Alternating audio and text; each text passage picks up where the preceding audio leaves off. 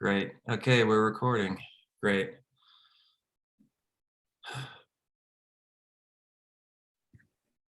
Are we gonna wait till like 12:03 or something? Yep, 12:03. Zachary, way to be the first one to show your face. I appreciate it. Zachary, man, hey buddy, congrats on the Kickstarter. Oh yeah, thank you so much, Peter. This has been fun to watch. He's about to hit $10,000 raised on his Kickstarter, and he has 5 days left. Yep. Represent. That's awesome. That is great. All right, good to see everybody.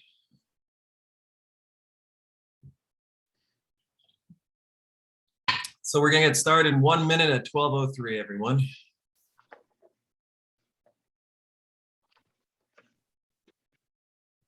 Okay, while we're waiting, a question for you all. Would you like to go in the same order? This time we're thinking of you having 90 seconds so that, that way, like we have enough time for the guest speaker and to do the lessons and everything, right? 90 seconds to kind of do a summary of what you did for your homework. So 90 seconds, Paxton can hold up the stopwatch when it gets close to give you a heads up, like, hey, you're past a minute or whatever. So you have 30 seconds left. And so my question to you all is, don't do it yet. Do you want to put your names in the chat for the order, or do you want to use the same order that we had? What order were you thinking of using, Paxton? The roster? Yeah, I have on the contact sheet, just everyone's names lined up, so we could do that order too. Doesn't matter. Okay. Is that okay with anyone, or would you rather just do that? You're cool with that? People are cool with that? Yeah. All right, Paxton, do you mind putting that into the chat so we can see the order and give the first person a chance to catch their breath? Yes, yeah. I will. I'll type that out now. So everyone knows what they're going to do for 90 seconds. Any questions? Ask a question. Questions? I can. So your homework was a few different things. I think the most important thing that you need to tell us in 90 seconds from your homework is, if you really defined your value proposition, how big your market, you're supposed to do market research. So tell us what your market is, how big is it, and then very quickly sort of your value proposition and how you penetrate your market. Does that make sense? Carl, you're on mute. Sorry. I heard that's the expression of the year. You're on mute. Peter, can you give just a real quick example of like how you might do that? So you guys, I'll use one of my own companies as an example. Perfect. So you guys had a value proposition. So my company, Eros, makes hearing protection for nightclubs. So our value proposition is protecting people's hearing in environments where it's normally damaged while maintaining quality of sound. That's the value proposition.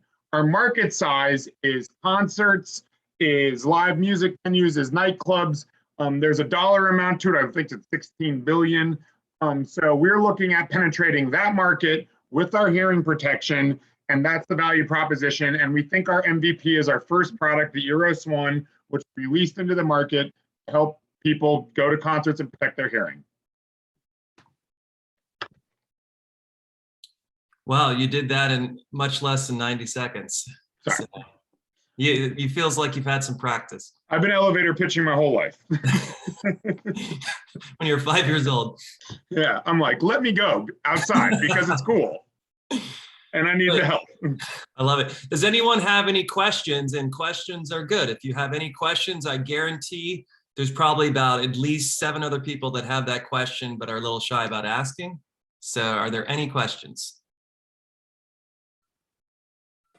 Okay, so we have to say about value propositions and about the market size. That's it?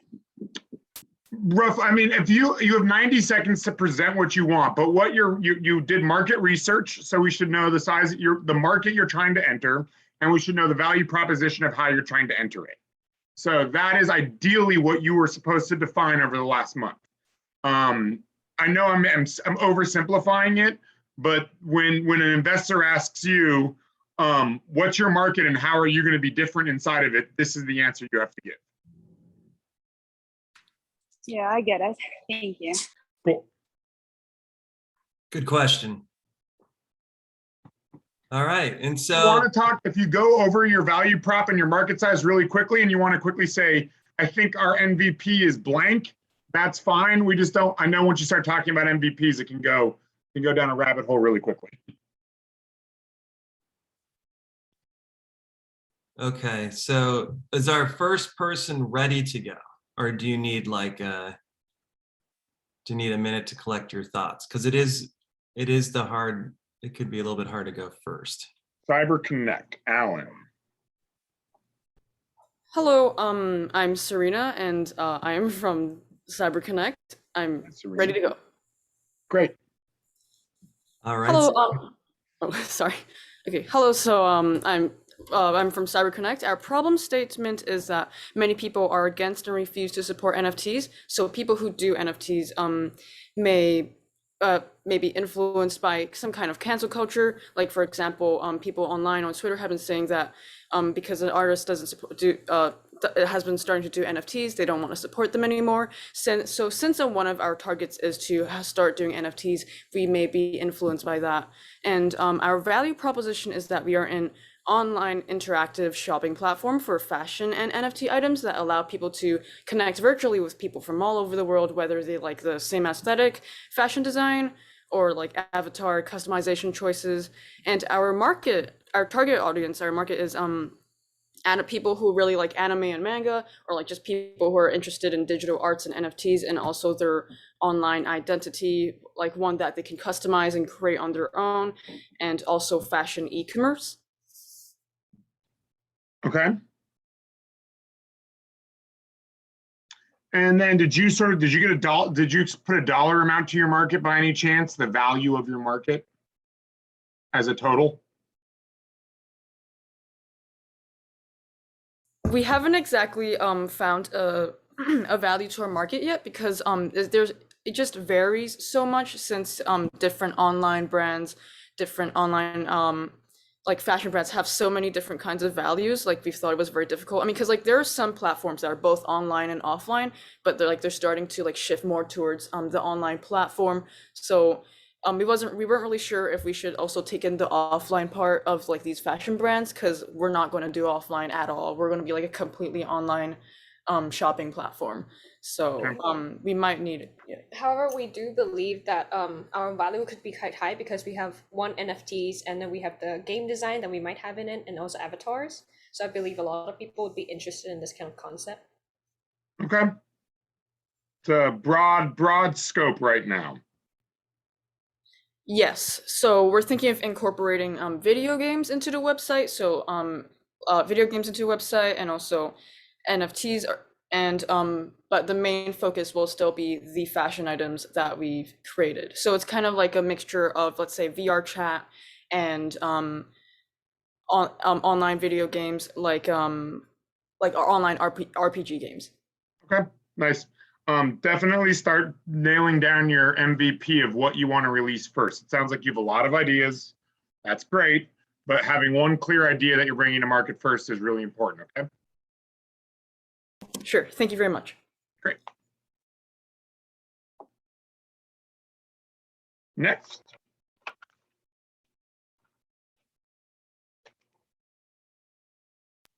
Looks like PMS. Which is? So guys, you can check the chat to see the order, so you should be ready. There really shouldn't be a pause. Everyone can just go. I think that's gonna be me. Oh, Yep. great. Shewin, yeah. Yeah, but I actually rephrased my idea. Is that Okay. okay? Of Yeah, course. tell us, that's what would you totally do? fine. That's great. Because my original idea is property management system, and right now, was the management system was the social network feature. But now I'm trying to do like a voice assistant, but with the butler service. So the value proposition is like I trying to cut on the manpower of the small to medium-sized hotel chain and help the customer to check in, to facilitate the check-in system faster, and also helps to customize the experience when they interact with the hotel chain. And I know my biggest competition will be Alexa. it's like the whales in the market because they actually incorporate with the Marriott hotel chain right now, doing some kind of experiment.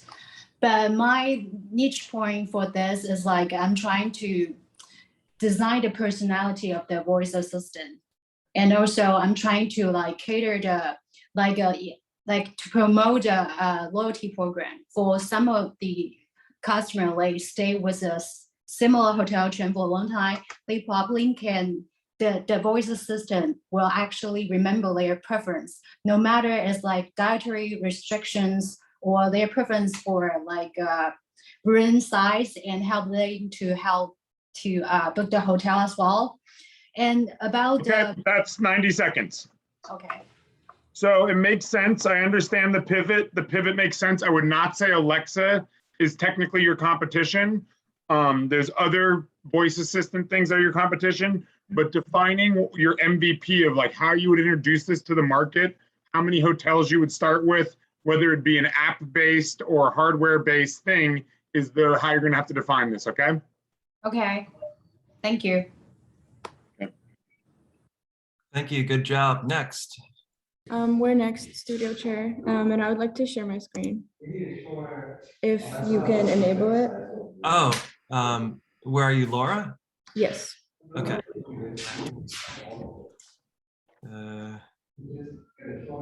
Find you over here. Studio tour. Okay, there you go.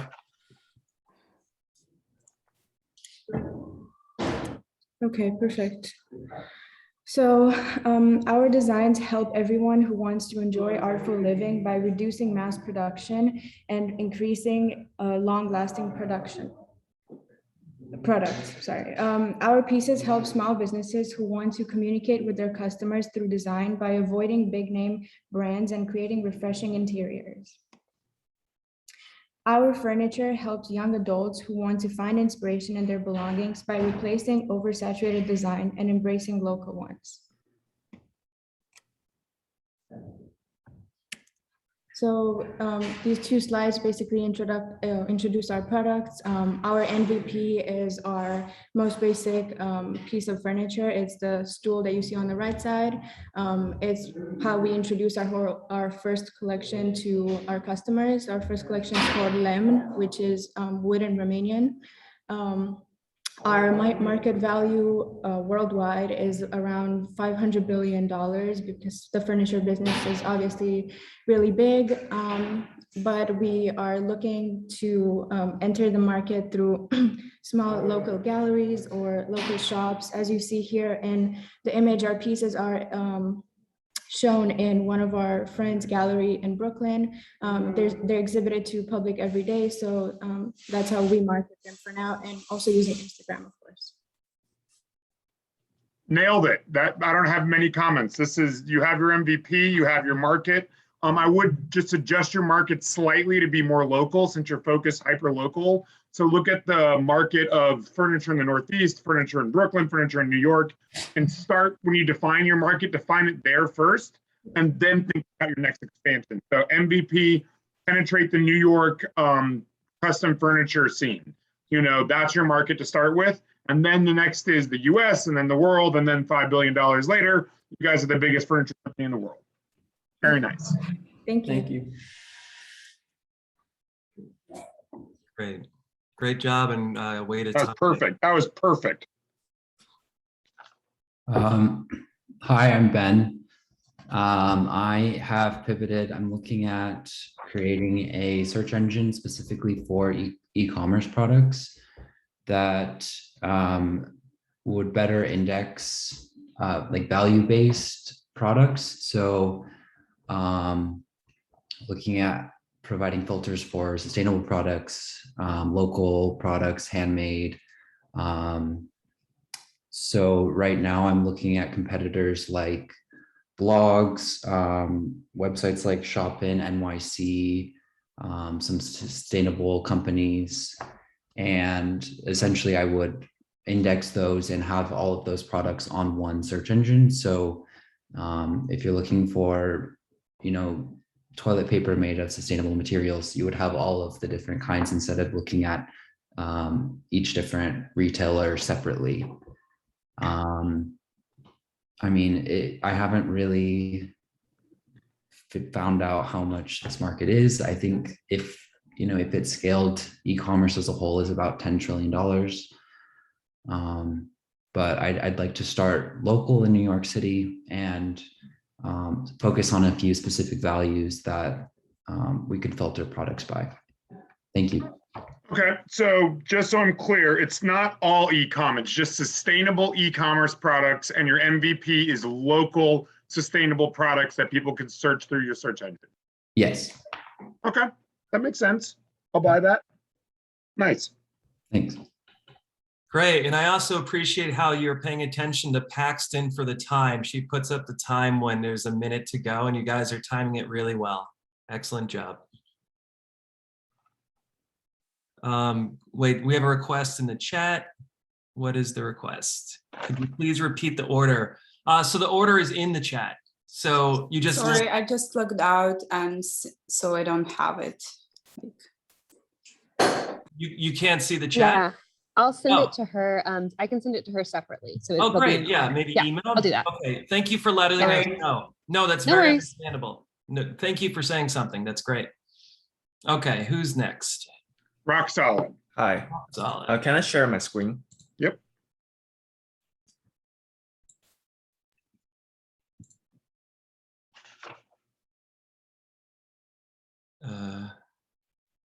Toy company. Are you a co-host or are you waiting for me to do it? I'm waiting for you to do it. Okay. Yeah. Okay, Jane, let me find you. Sorry about that. We can just open it up so anyone can share their screen in the. Oh yeah, how do we do that? I don't know if I can do. Oh, I can do it. Yeah. I Okay, made now you you can a all share your co-host. screen. Taken care of. Okay. Anyways, I made you co-host. Great. Okay. Can you guys see now? Yep. Yep. So the value proposition of our company is to create physical and virtual toys, figurines that helps people that are interested in pop culture or investor or collectors that they can collect these figurines virtually and also physically. So basically the idea is to have a mystery box, but inside the mystery box, we have a QR code. So maybe like 1 out of 10, they have a animation or a little figurine on the NFT, so you can interact with later on. So the market size of the toy company this year is 93 billion, and for NFT is 1.26 billion. And I'm looking into the metaverse, so eventually it will be 800 billions in the 2028. So I want to incorporate my company into here. So my MVP for now is to really create toys that are related to school cultures, for example, pet rats, and just like create a whole bunch of them with monotone and ask for the school for the permission for that, and create a badge and with a QR code that has animation of the rats. So each season we have a new rat. So in the animation, there will be spring rat, summer rat, and all those. So yeah. Okay. I'm not sure your value proposition of school. Is this per school or is it just for Pratt? So right now I'm looking to enter the market through Pratt, but eventually I'm going to school and the region and city. Okay. I'm not totally convinced that people want to play with toys based around things from their school, but I could be wrong. So you may want to rethink about that MVP a little bit, but to get it off the ground and at least test it using Pratt as an example is great. But when you go to University of Wisconsin, they don't have the same sort of interesting things floating around. So okay, you may want to think that through a little bit, but starting with Pratt's fine. Okay. Okay, so I'm Kevly from Vehicle Botanicals. I'll start with the ad lib. Our spiritual herbal-based spiritual holistically inclined consumers who want to incorporate spiritual and herbal tools by us providing minor holistic remedies and integrating our products to their everyday life. saying how big the market is. And I did find a quote based on Business Wire suggesting that the complementary and alternative medicine segment within the spiritual industry at $192 billion in 2018, but is projected to grow $271.8 billion by 2024. And so I have figured launching an Etsy, just because from my experience of a website so far, there's not a lot of traffic to build more commerce. So I figured to choose an online platform as my end, more of a connection and customer feedback and reviews. So that's where I'm at right now. Okay. I know the market you're in. I think it's a fantastic market. You are going to be playing in a world of brand. So you're going to have to build a brand that resonates. So, you know, your product scope that you launch needs to be really targeted. You need to figure out the cost of goods for those products, and then you need to make sure your brand is like just sings with your consumers. So like defining your brand, testing your brand, and making sure the brand messaging is clear is going to be how you define your product versus others. Okay. Thank you. Okay. I'm for, can you hear me? Mm-hmm. Okay. I'm for the Team Bestie. Our emergency service accessories help customers between the ages of 10 to 30 who want to protect themselves by reducing street anxiety and bulky alternatives and increasing security, connection, and empowerment through design. We haven't pivoted a ton, but the white space in the market is an approach towards a truly gender neutral and customizable brand that's marketed towards a younger audience. A lot of the stuff on the market is for millennial women. So our market is parents, college students, and the average commuter. Generally, they would live in an urban environment, but of course, if you're in a rural environment that's slightly dangerous, that's fine, or suburban, not rural. I mean, who's gonna kill you, a cow? But this is, sorry. They generally travel alone to and from location and leave late at night, and this also goes towards club goers. We're looking at penetrating the market of young people, and we're focused on the local New York market currently. Our MVP was a Slack channel, just because it also comes with an app where you can call and alert your, but it was hard because it's a set of, we have to have capital to actually make the product. So currently it's a Slack channel and kind of a makeshift app. But once we have actual capital, then we'll make a mock-up of the actual design. So I know, like, I know your space. I know there's other things in it, and I think you nailed it by saying everyone that's playing in this market right now is targeting, you know, like they're not targeting gender neutral, they're not targeting Gen Z. So I think you have an opportunity there that you can easily manipulate. I know how expensive it is to build something like this, but the goal is to raise enough capital to build an MVP prototype, so you can show that it works together. So getting the app built and getting some sort of product built that you can at least show how it works. Yeah. Right. Right. But I think starting with the Slack channel and collecting customer data is a really good place to start, because that means you're at least building, understanding your customers, rather than building and hoping your customers like what you're building. Yeah. Great job. And then I just want to make sure, Paxton, it looks like Sophie Hahn also needs the order sent to her. Awesome. So yeah, I agree with everything you're saying with Bestie, and you know, I think your next step where we do consumer research will be really important for you. Okay. I agree. I'm looking forward to that part. Thank you. Good work.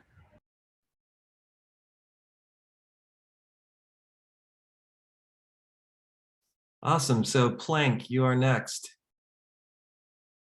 And if Plank does not have a rep here, we can move forward. No one? No one? So Zolzaya, is Zolzaya here? I don't see her, so I think you do Let's it. make a note that Plank is not here, and we will move to the next person. All right. Hi, I'm Anu, and this is Kavya, and we'll be sharing our screen. Did we? Oh, good. I got it. So our startup is called MATLab. Our idea is an online e-commerce platform that helps customers sample and visualize material palettes from a vast material library. Our USP is that our platform allows customers to buy materials after sampling them. It is open to verified and unverified designers, and it is going to work as a B2B and a B2C platform. We want to start off as an online material store where only verified architects can sample materials for free.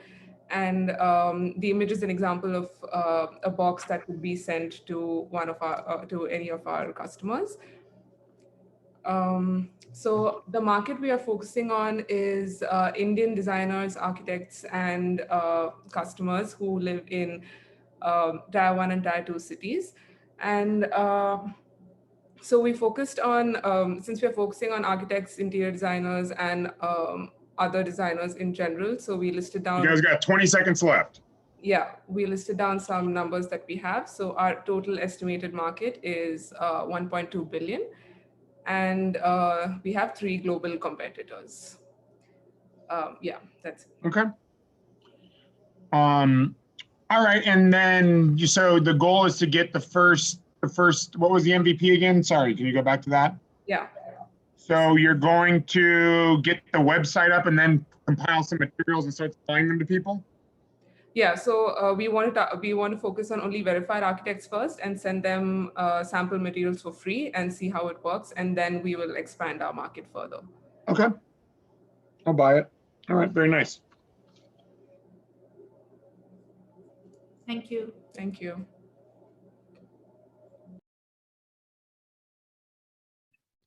Great job. Shelly, Kieran, Jackson here. Anybody? Post-consumer material to make a fashion line. Okay, they are not here. We'll make a note of that. And then Sophia. So my business plan was originally for the children's stationery business. I don't know if you remember that. But so my children's stationery business helps parents who want to provide like safe and sustainable tools for their children by reducing each tool's dangerous elements and reducing the chance the children getting hurt by using it and improving the quality of the uses. So I did a little research on the size of the market, like the business of the stationery business. And then most of them are like small business currently. So they start the business individually and try to expand by launching their products in like Blake or like the other stores that's kind of like related to the business. So yeah, I'm trying to, I'm still working on the research for the competitors because all of them are doing online rather than having a stores. Okay. So, I mean, I know this business pretty well. I worked for a company that had a huge stationery portion to it. So I think really defining what you want to come to market with is going to be more important than anything else. Whether I remember you had safety scissors. So if that's the first product, but defining what you're coming to market with is going to be really important. So thinking about that is where I think you would need to start. Okay. Thank you.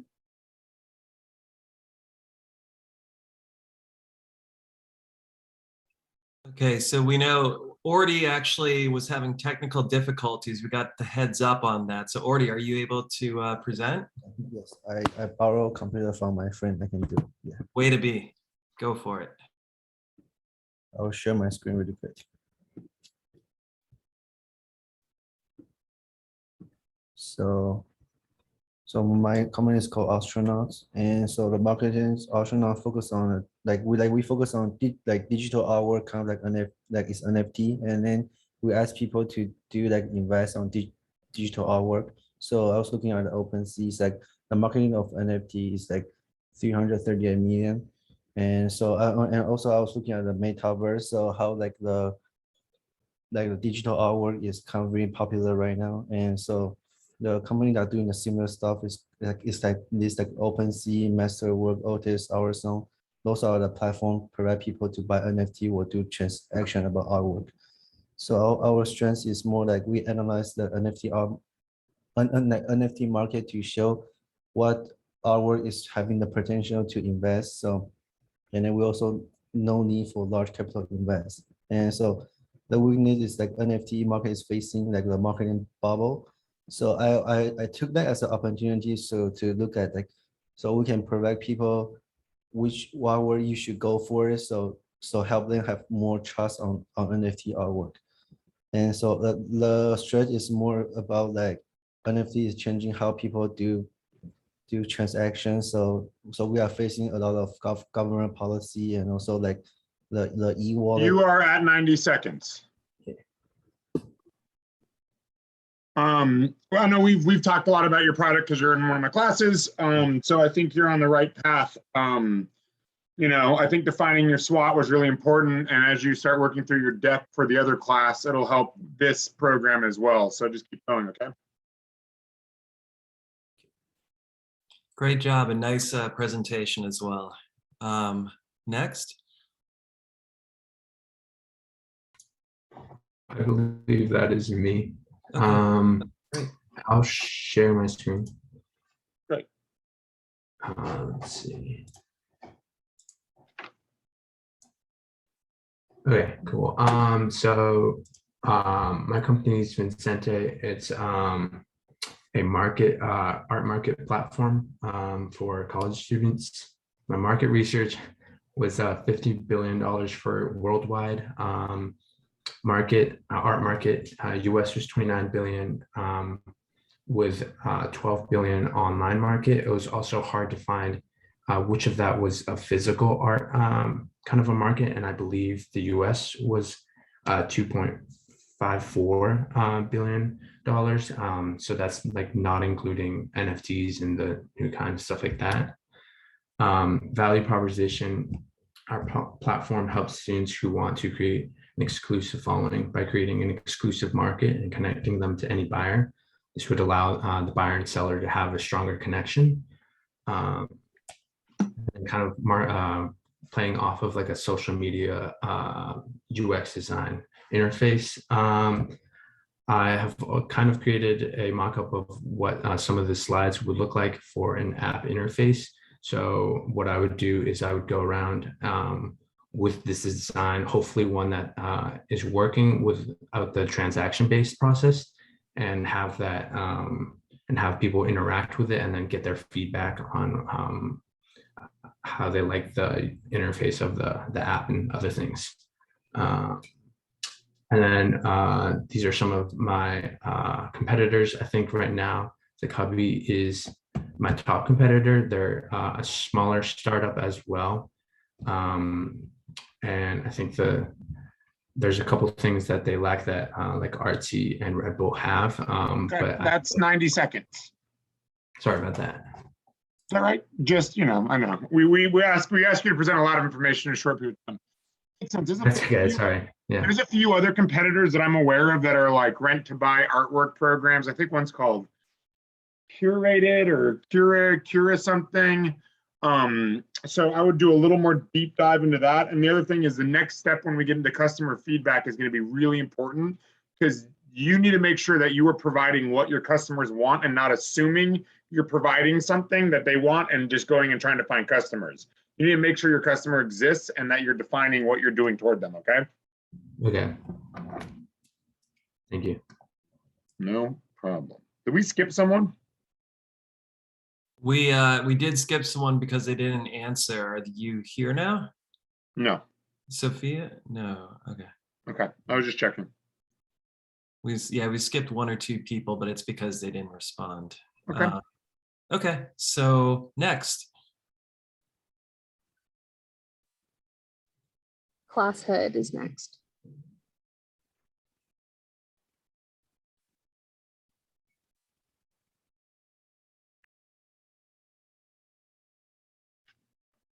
All right.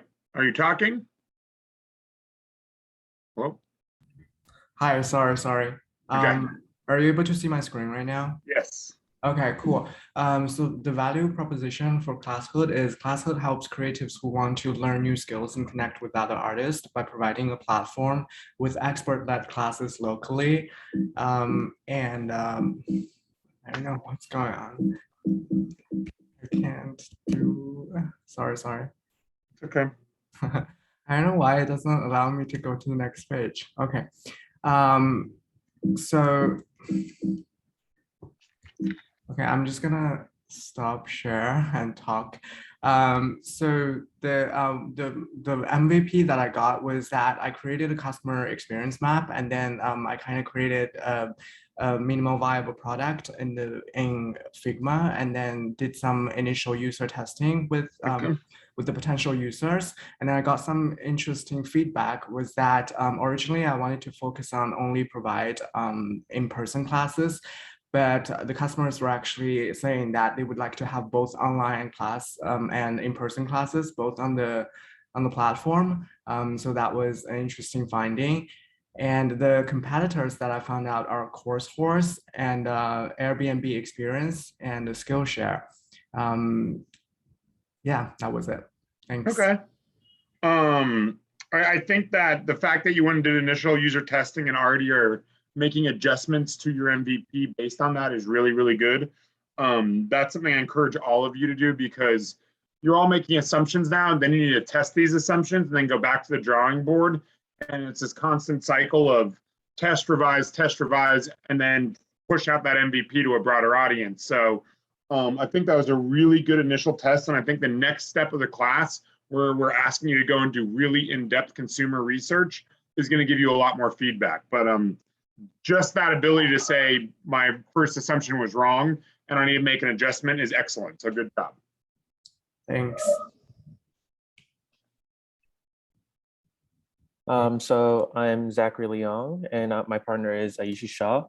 And our social media presence and physical companion help young adults who want to reconnect to their Asian heritage and incorporate it into their daily lives by removing negative stigma, providing personal fulfillment, and enabling representation and documentation of their cultural traditions. In terms of the market, we found that between 2007 and 2012, the number of Asian-owned businesses grew by 23.8%. In contrast, the total number of all US firms increased by only 2%, and this was within a market of over 2 million Asian-owned businesses at the time. We also found some indirect competitors who also provide a means for people to connect to their culture. These include cultural subscription boxes, magazines, educational programs and apps, Asian content creators and influencers, and small Asian-owned businesses. Yeah, so moving on to defining our business, we established two ways we set ourselves apart from our competition. One was that we wanted to create unique experiences and prompt the user to develop a personal relationship with their culture that works for them. And secondly, by providing a tangible experience in the form of a journal. For our MVP, we established an Instagram presence through which we created a small sample group of potential users to get further insights. We started off with a survey to sort of understand people's existing relationship with their culture, and we gave them some prompts so that they can start journaling, and we hope to get further insights through this. Great. I think you guys are doing a really good job documenting on what the plan is. Figuring out how to monetize it or turn it into a business is going to be your next step. Like what, whether you said, these are people with subscription boxes, you're providing journals. The question is figuring out where the next step is to turn this into a business, less of educational, whether it is an educational platform or not, but good job so far. Excellent job. Next. Hi, we are the Arts Ally program. We just like to reiterate what we're doing is we want to create a program to connect artists with galleries in all sorts of galleries in all sorts of areas in the country. The art market is so large and so vast, and it's so hard for artists to be able to become full-time artists.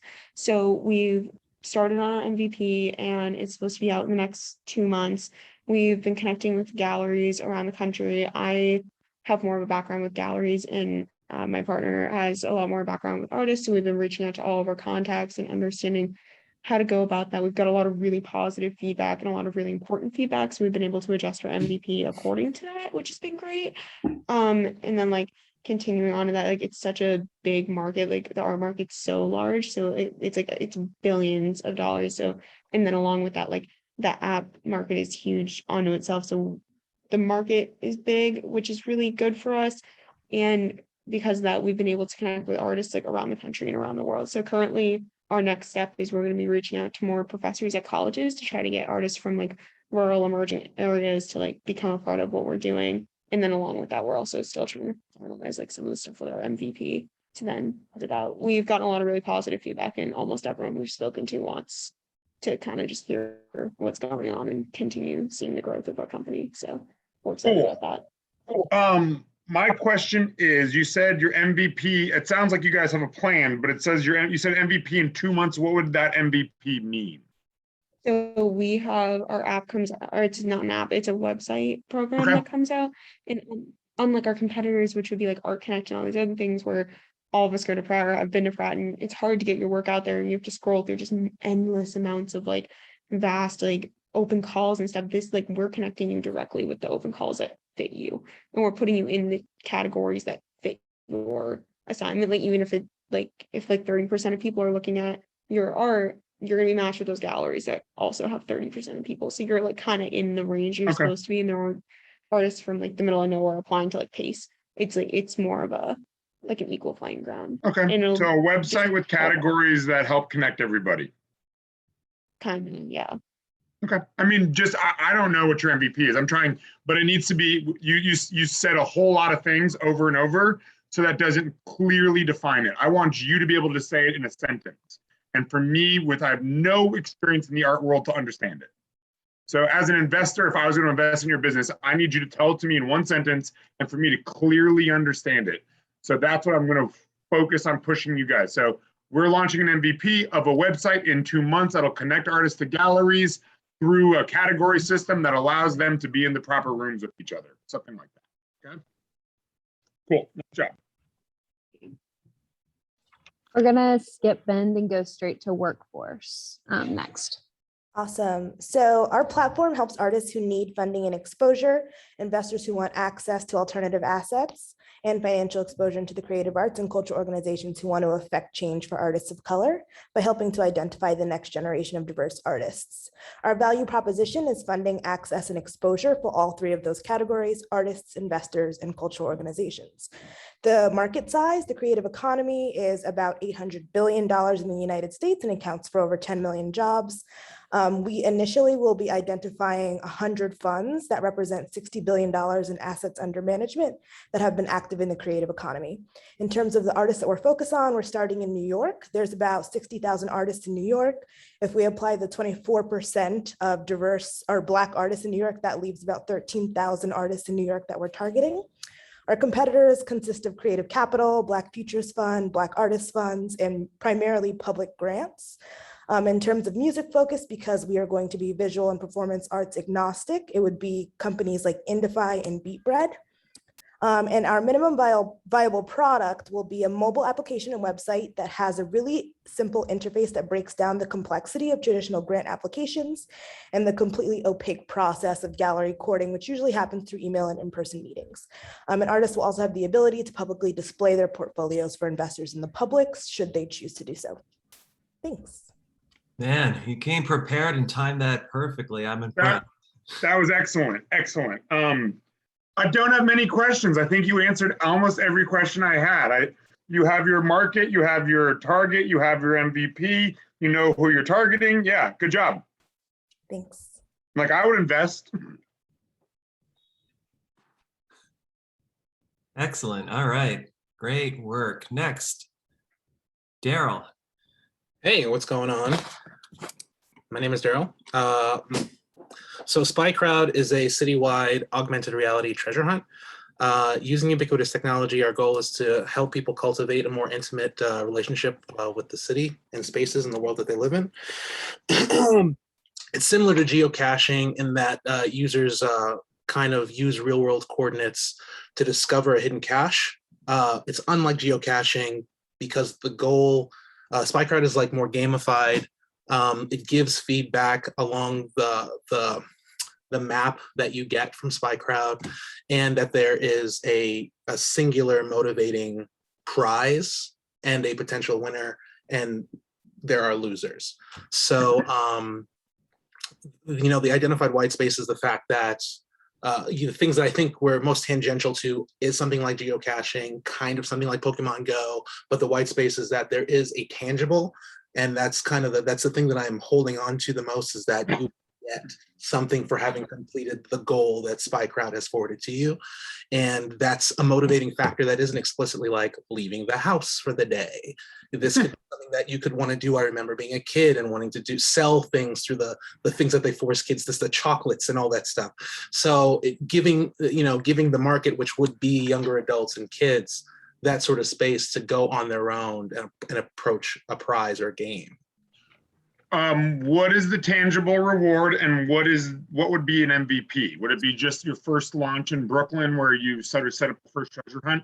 So it would be, the MVP would be just ostensibly it would be a map, right? It's access to a map because you already have all of the tools necessary to participate in the game without having to download anything. If it's an NFC that's tethered to a specific component and environment that you just tap your phone to, and that registers to a website or something other than something you needing to download, that's like a passive way to get that done. So yeah, it would just be having that asset in a space. And my idea here is to test that space out in Pratt Studios. And nice. Yeah. My only idea would be, when I think about this, and just as off the top of my head, is that there doesn't seem like there'd be any reason for me to go like join this, like Pokemon, people were chasing Pokemon around. But like, I think if you did it where it was like it wasn't open all the time, it was like you did like drops essentially, and you were like, today the treasure hunt opens, you have a week to complete the treasure hunt to receive your reward, and you could do like set it up like that, like for lack of a better thing, a Hunger Games treasure hunt, where it happens like on a schedule and people get like excited about it, and maybe they don't know where it's going to be and they don't know how it's going to run, rather than just sort of being like this amorphous Foursquare experience of wandering around and collecting things. But that would be my one suggestion, because I'm going to give something tangible away. If one person's super driven, they could probably get it done in a day, and another person just is about wandering around. I would definitely try to curate it a little more and put some sense of urgency into getting your users to want to use it. Okay. Does that make sense? Yeah, that makes sense. That makes a lot of sense. Excellent. I really appreciate the collaboration here. Someone in the comments, Daryl, also suggested checking out Nudge. So thank you, Nalani. Can I say something real quick? Yeah, about please. That? Love it. It's like a hustle app where they text you, but they text you like day plans, so you don't have to make your own plan. So it's kind of similar in that way, that like, oh, like here's things to do in Brooklyn, like here's a good date night plan or something. So that's clever. I have to look that app up. That's Thanks. the whole app, so that you don't have any have to have any capital. It's just a texting service. Copy that. I can ask a question. I'm not considering pivoting, but I do understand the tangential points where this service can have other implementation. Like I could probably do something like this to help vendors at a festival get better engagement at their booths, like just a similar sort of thing. Is that too far away from what I just presented? There is no too far away, since we're so early on in this process. There is defining something that you think you can bring to market. And if that is focusing on a festival booth rather than all of Brooklyn, that's your decision to make, because it's your business. But I will say, the tighter and more laser focused your business is at the beginning, the better chance of getting results are that you like. If you are kind of like, and then I could go to Ecuador and we can see things there, and there'll be a monkey you chase. Like, I'll be like, well, this seems like you're going a little far out of the line there. So if you said, I want to launch this at a festival and there'll be these certain things going on at the festival, I'd say that sounds great, as long as you can get buy-in from the festival owner. It's excellent. Also, last thing I'll say, Daryl, is I like the way your enthusiasm and humor came through while you were also presenting facts. So I think that's also a nice piece. And I'm sorry I'm not giving comments for everyone. I want Peter's the man who's done this so much. And later I'm going to come in and talk about presentation, but I just wanted to point out it's nice when enthusiasm just bleeds through it. So thank you for that. And a lot of you have been doing that, not just Daryl, but I wanted to point that out. And next. I'll just share my screen. Okay. Great. Okay, so it's Shape Size Symphony. Our behavior change app helps body conscious young adults who want to be more accepting of their bodies by body journaling. And in the world that is growing like full of insecurities, unhappiness with one's own self, there are insufficient structured qualitative ways to measure our attitude towards our own bodies. So we have an app for that. The idea is simple. We're going to help the user document certain aspects of their body related thoughts using a set of 7 very simple questions every day, which takes like 2 to 3 minutes of your time. The outcome is going to be a weekly log of your mood and attitude towards yourself and custom recommendations as per your observations, depending on your choice of media. So this is just like somewhat an outlook of what the app is going to be. It's going to be about you, helps you journal. We help you set goals and like custom recommendations that kind of like set your mood. So it is a safe app. It is a safe space. We are trying to deconstruct the societal vocabulary of being fit and healthy. And so we took like some surveys of like students around the university. And these are some of the topics that we thought should be like talked about and some of the questions that we could include. And the recommendations that we'll be providing, what makes it special? It is a gender neutral approach, positive, safe, and accepting vocabulary, personal experience, tax personal growth, and custom recommendations. And then these are some of our competitors and how we kind of set apart ourselves from the market. That's very, very good job. Very clear. That presentation is going to be very helpful for the next step when you go and start interviewing people, because being able to show them visuals of what you're thinking of your MVP and getting feedback. So I have to say, you guys did an incredible job over the last month. So good job. Thank you so much. Excellent. Jesse. Hi. Hello. Hey, Jesse. Okay. Hi, so I'm Jesse. The problem of music streaming platforms being only on 2D screen-based formats reduces other possible ways for artists to show and display their works. So I want to create a virtual platform that provide opportunities to artists to let them actually perform in real time and let audience to experience concert simulations. Both audience and artists can have their ideas and works being shared or discussed in real time in this big social platform. My target audience will be music producers, lovers, and 3D artists, or people who just love concert simulations. The value proposition is that this platform can provide complete simulations of real-time concerts, break the rigidity of staying in 2D screen-based music video. Also, similar interest in music taste and artistic taste can make this, build huge community and enable further collaborations. The market size of live music industry will be worth 31 billion worldwide by 2022, and the live concert industry will expand it in the next few years. I have not yet built an actual MVP, but my MVP will be an interactive environment built by Unreal Engine or start from scratch by computer programming, which is able to let both creators and audience to see the brief ideas of what my platform is about. Okay. Thank you. I think your idea is amazing. I think it's enormous, which is good. I would love to think about how to launch this MVP. I honestly think that if you really want to pull this off, you should try to find a partner that can help you. It's a weird thing to say, but like I've done a lot of work with Live Nation. I've done a lot of work with iHeartRadio. I know they're looking at this space. I know they see this space as the future. So I think, I'm not sure how much you talked about your competitors. I definitely would look deeper into it because I know people that are looking specifically at the metaverse just for concerts. And because some people just don't want to be at concerts. You see what happened in Astro World. Some people want to go have a rave experience without being physically at a rave during a pandemic. So I think you have a great idea, but I think trying to either tighten it up or figuring out really who your competitors are and how you're different is going to be really important, okay? Yeah, okay. Thank Okay. you. No problem. Great job. Next.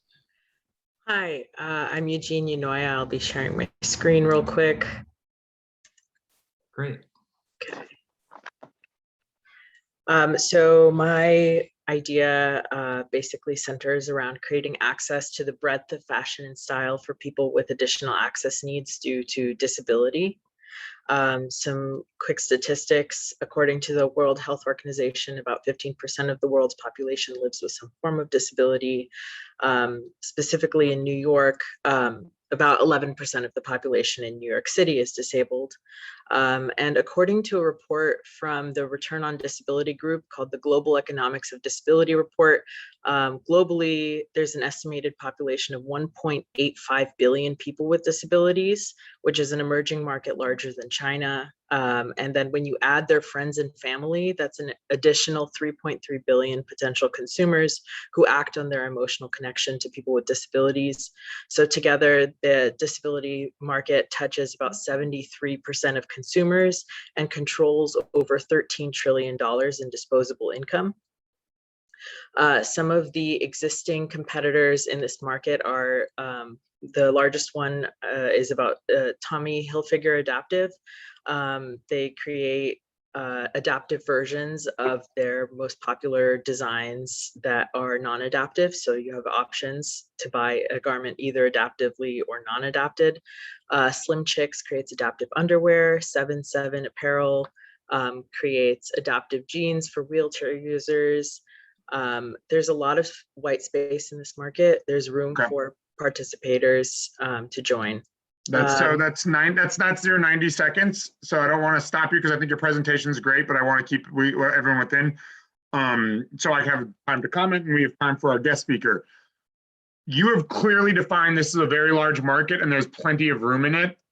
So I think the next steps is figuring out how you enter it and how you compete against, these other people, right?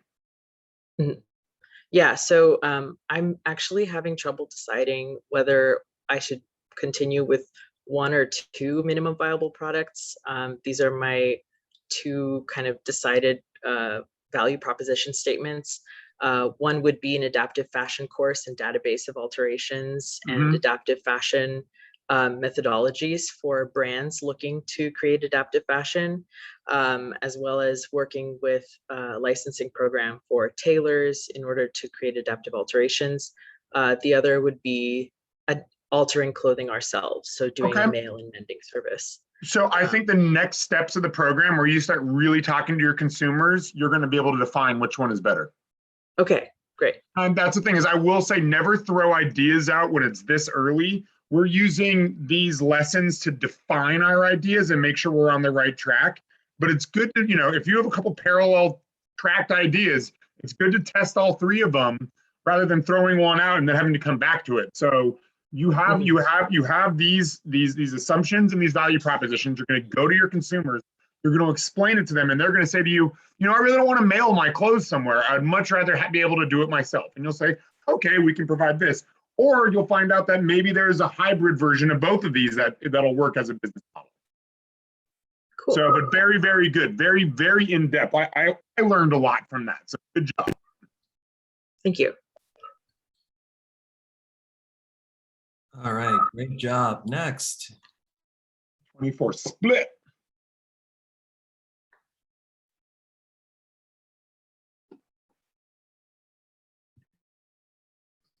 You guys there? Hey, Woody. Yes. Hi, can you hear us? Yep. Okay. Okay, perfect. We're ready. All right. So my name is Alejandro and this is Woody, and today we're going to talk to you about the project that we're working on, and it's called Split. So the value proposition for Split is to provide a customizable soundproof partition wall in a reasonable price for renters in urban areas. The market that we want to enter first is New York City. There are more than 3 million housing units and 2/3 of those are rented. We're targeting at 70% of those which have 2 bedrooms or fewer. And this is a common size in which renters split the living room into a bedroom. And that's about 16,000 units in New York. One of our main competitors that has a similar idea caters to people that reside in apartments, which are called Everpanel, which distributes to Walmart and other big sized companies.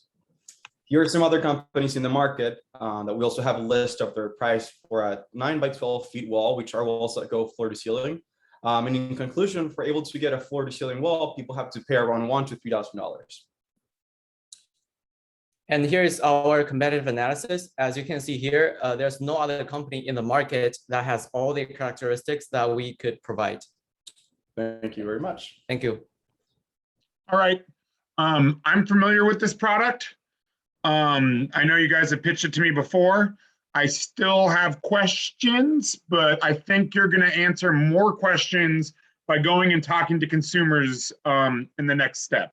So like you're going to have to prove to me and Carl and Paxton and investors that this business for apartments that people would want to invest in and that you guys can be the ones to do it. Okay. Okay. All right. Good job. Phil or Felipe, I know you just joined. We have a few more students to go through and then we'll swing over to your portion. Is that all right? Thanks, bud. All right, next up. Hi, I'm Valeria, and our application Unity helps incoming, current, and graduate college students who want to find information about internship, as well as feedbacks from students about programs that the university offers. And also they will be able to connect with other students and employers. The simplest MVP would be a link to a Google questionnaire where students can provide the information about themselves and the program or internship that they're interested in, like such as university, field, country, and etc. And then we can contact them with the matching internships. But more complex one, but at the same time more convenient, would be creating a landing page, a website, which just doesn't take that long. So students don't need to register, just again, fill out the information about themselves and leave their contacts. This will be more convenient because students will be able to look up the list of internships that exist. During my research about competitors, I didn't really find any examples of an application like ours. There are some websites and programs that gives information about internships, but they either look inconvenient or you have to pay for this program. And moreover, I've noticed that the majority of services work only in the USA and for US residents, which overlooks so many students from other parts of the world. Since our idea is not only to help with internships and connecting with employers, we also want each university. Thank you. That's nice. Okay, thank you. Oh, great job. Yeah, thank you. So I mean, I have a couple comments on this. I've placed probably, I don't want to upset Carl and CCPD, but I probably placed 40 students, maybe 50 students in internships and jobs since I've been a professor at Pratt. I actually created a Google Doc where students upload their resumes and their portfolios, and I can literally go through and say, I have a client or a friend or something come to me and say, I need a student for this. And I can say, hey, I got one, and I, filter. Peter, that makes life easier for us. That does the opposite of upset. That makes me happy. We're in this together, man. Our job is to get you guys in place. And I think your idea is good. There are some things you need to consider though. When you brought up international students, a big problem is international students cannot take intern jobs for money because of the way their visas are. So there's these weird things where I've hired students and they've been like, I can't get paid and I'm done with my internship hours. So they essentially have to work for free if they want to do it. So I think there's things you can think about in here, but definitely offering students more opportunities for internships is great. But my biggest question is, it's not getting students to sign up to find out about internships. I think that's easy. It's finding the companies that are listing the internships, especially the smaller ones. Big companies are very open with what internships are available. But like all my friends' companies of 10, 15 employees, they're like, they call me, hey, Peter, got anybody? I'm like, yeah, I got someone to do SolidWorks. I got someone to do fashion. I got someone to do social media. So I think that like figuring out a way to attract companies to want to list on your platform will be the hardest part for MVP. Carl, do you have any opinion about this since this is what you do for Pratt? I have a lot, but I'll save it because I want to make sure that we use Felipe's time to the maximum. But yeah, we can talk after for sure. Cool. Okay, Mary, how are you? Can I share my screen, right? Yep.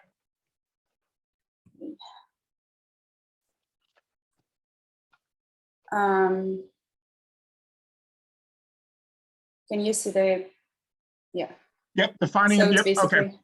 I see it's it. basically my product. I don't know if I can count this as an MVP, but as an MVP, I took 7,000 comments from a publication from Student Design Magazine. And here I realized that people can be mean on the internet. And then there is a certain pattern to comments.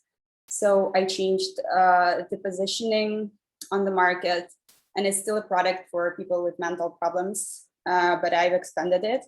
So my color helps people in metropolitan areas who want to create personal space by protecting speech privacy and covering the face, unlike meeting rooms or whispering. I don't know what to feel in this, but yeah.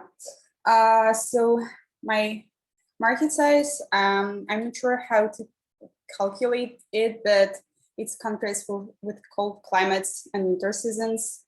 And maybe I should calculate scarf market. And also my audience here, people with mental issues, with Tourette syndrome, who work in crowded places.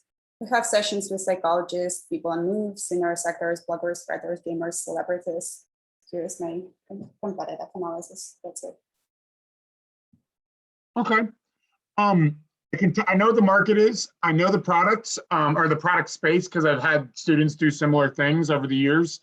I think that obviously the internet is a great place for feedback, but as you said, the comment section of the internet can be brutal.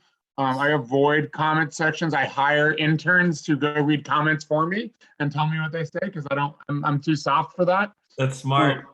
Great Yeah, practice. I stay out of Yeah, comments. I like I'll it. get angry. I think we all would do that if we could, Peter. Yeah. I will say, I think you have an MVP here. I think defining how it's going to cost, the next question is, it's not asking when you do your consumer research, it's not going to be asking them, would you wear this? It's going to be asking them, how would you wear this? Why would you wear this? How much would you pay for this? Because if someone looks at this, they either know whether they would wear it or not. So the next question is why, how, and how much would they pay? So those are the things to think about. Because I'd probably wear this on a plane very happily. I'm not sure I'd want to wear this, going out to dinner. So things like that. Good. Let's work one more. Emily and Serena. Are you here? Yeah, we're here.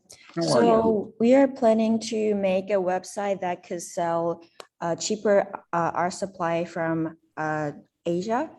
For example, we had experience of taking remote class last year, and we found out our supplies is actually way cheaper in the place we live.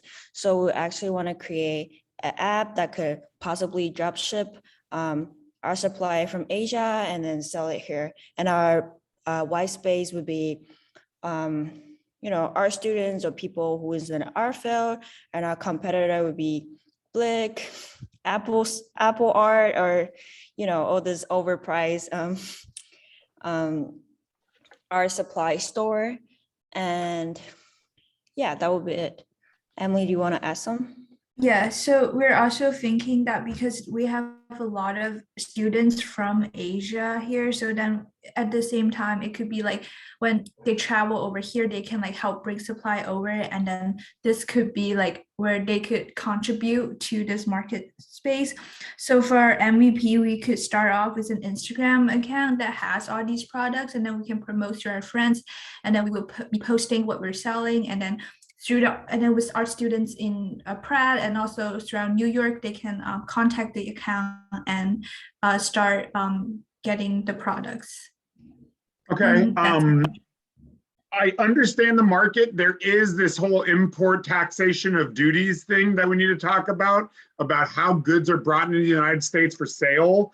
There's only a certain amount of goods you can legally bring in the United States to resell without it being illegal. So technically, you have to, if you're importing goods from Asia, you have to file import papers and pay a duty on certain things.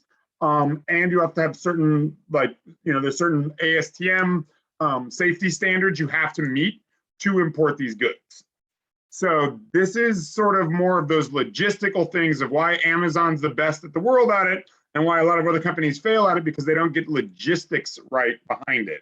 Now, asking students to illegally import goods is probably not going to work. But there is a huge opportunity to go to these factories direct and saying, I want to start a white label line of art products that we sell through our website that isn't, you know, Strathmore or whatever. I know one of my friends who graduated from Pratt, his family makes the majority of Strathmore pencils. They're a factory in Taiwan. They also make art supplies for the Asian market that are much cheaper. So maybe identifying those companies and figuring out how to bring them here in an e-com way legally would be a market fair. Does that make sense? Yeah.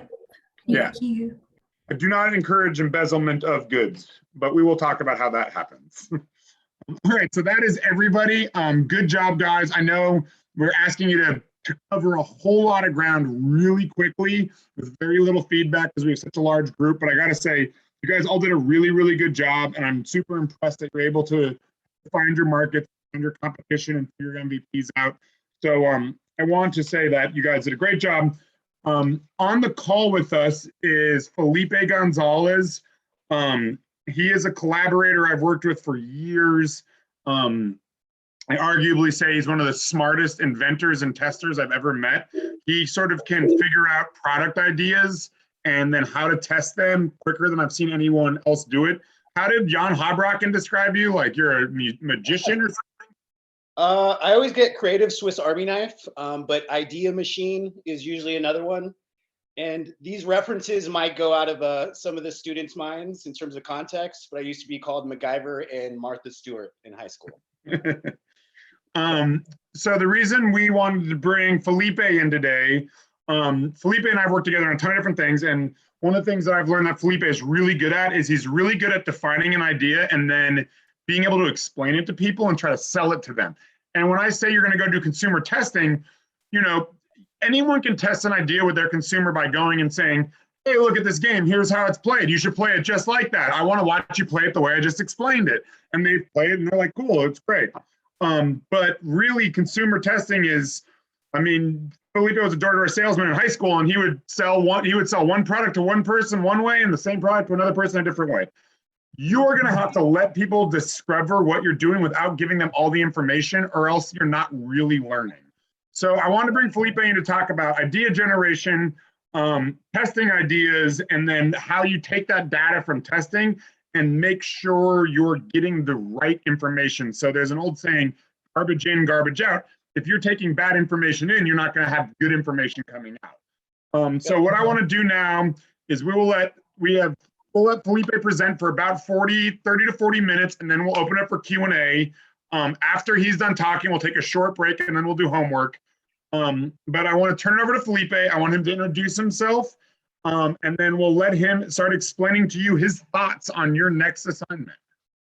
Cool. Well, thanks very much, Peter, for the intro. And again, Pax and Carl, thank you for bringing me on board. It's a pleasure. Always happy to be part of the Pratt education in some way, any way that I can. But as Peter mentioned, you know, he's a partner of mine that I met in a very hapstance kind of way. I think the power of the internet for a lot of the opportunities I've come across. But I think the biggest thing for me in my past is always being very curious. I've always been the kid that was growing up, just like all the product design students, taking my toys apart. But then I was also very eager to talk to people and listen and watch what they're doing. And a very important thing is to see beneath the cracks. You know, as Peter was talking about me doing sales, I think that curiosity when I was younger taught me how to listen to people, but also, again, really hear what they're saying and sometimes not saying. So to give you some context, again, I was always going to Home Depot every weekend with my mom. I was always fixing everything that broke, but then I was also going shopping every Sunday. So my younger years growing up in terms of this development in mindset for consumerism, I would study the aisles. I would walk around in Target and watch people shopping and just kind of wonder why they liked the things they liked.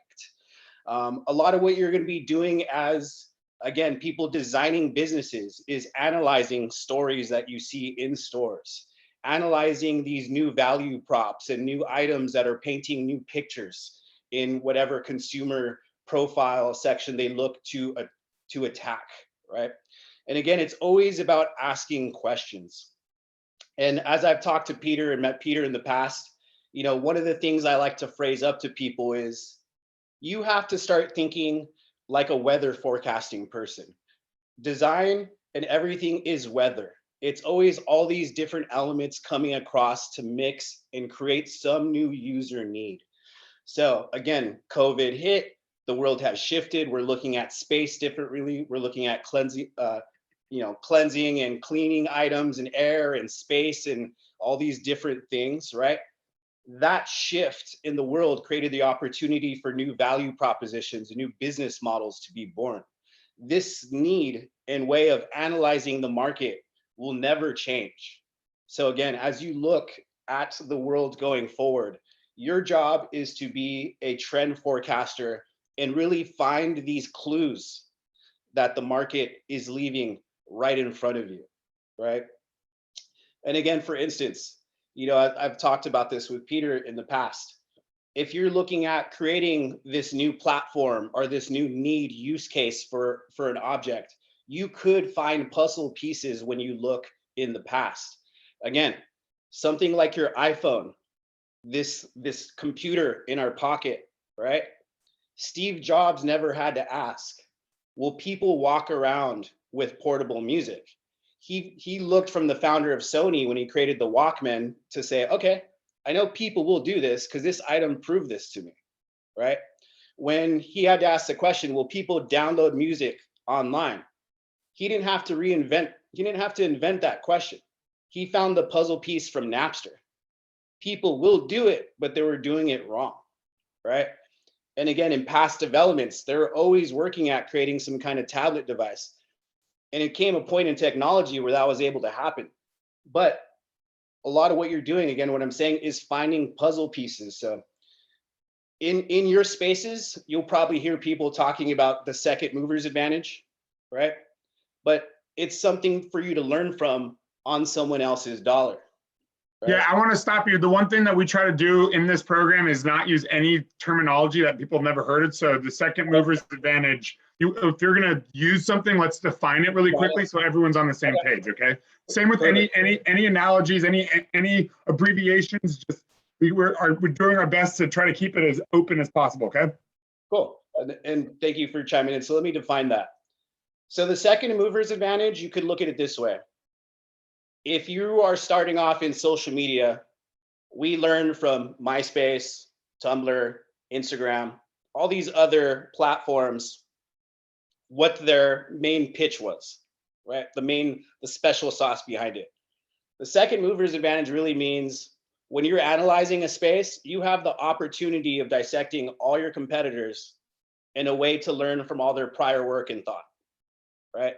So this gives you the opportunity to really pull back, analyze these brands, and as Peter has had in your working doc there, a SWOT analysis, right? Strengths, weaknesses, all these bullet points for you really to get your scalpel out, your magnifying glass, and really look at this landscape. That is what you're going to be doing a lot of the time. And again, I always see that as an advantage. Sometimes people are like, they already did our idea, or they did it this way. Perfect. Thank you for spending your money on something that I've been thinking about as well. Let me see if there's an opportunity to really fine comb through this and find this way to attack this market in a very meaningful way, right? So right now we're in a very direct to consumer native landscape. You know, you see Away, you see all these other brands popping up. My favorite part is really understanding what are new stories that could be told on the market, right? I was seeing a few of the products pop up. As prior, I think Mary, you had the example of the scarf, right, for coverage. One thing that I found when I was dissecting the COVID landscape, and I'm sure, you know, obviously this is a question for your product as well. is people that need to read your lips.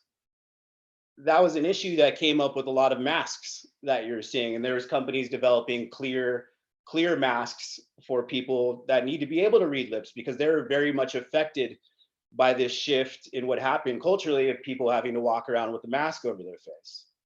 So again, you could very clearly at that point say, well, I'm okay contributing. I don't want to say contributing to this issue, but they're not for me because I'm only catering to the people that kind of want that, you know, to be covered and have their space, and they're fine with doing that, right? But again, it's a matter of finding all these pieces and saying, well, could I still solve this? What does that mean for this person? You know, if they speak into my device, is it interpreting it? Is there an OLED screen on it for this use case? I'm not sure, but it's finding those puzzle pieces. You know, as I've gone on to invent products and develop ideas for companies, I'm always starting from this research phase of what if, what does the world look like? What shifts are happening in technology? How are people responding online? What am I seeing in stores, right?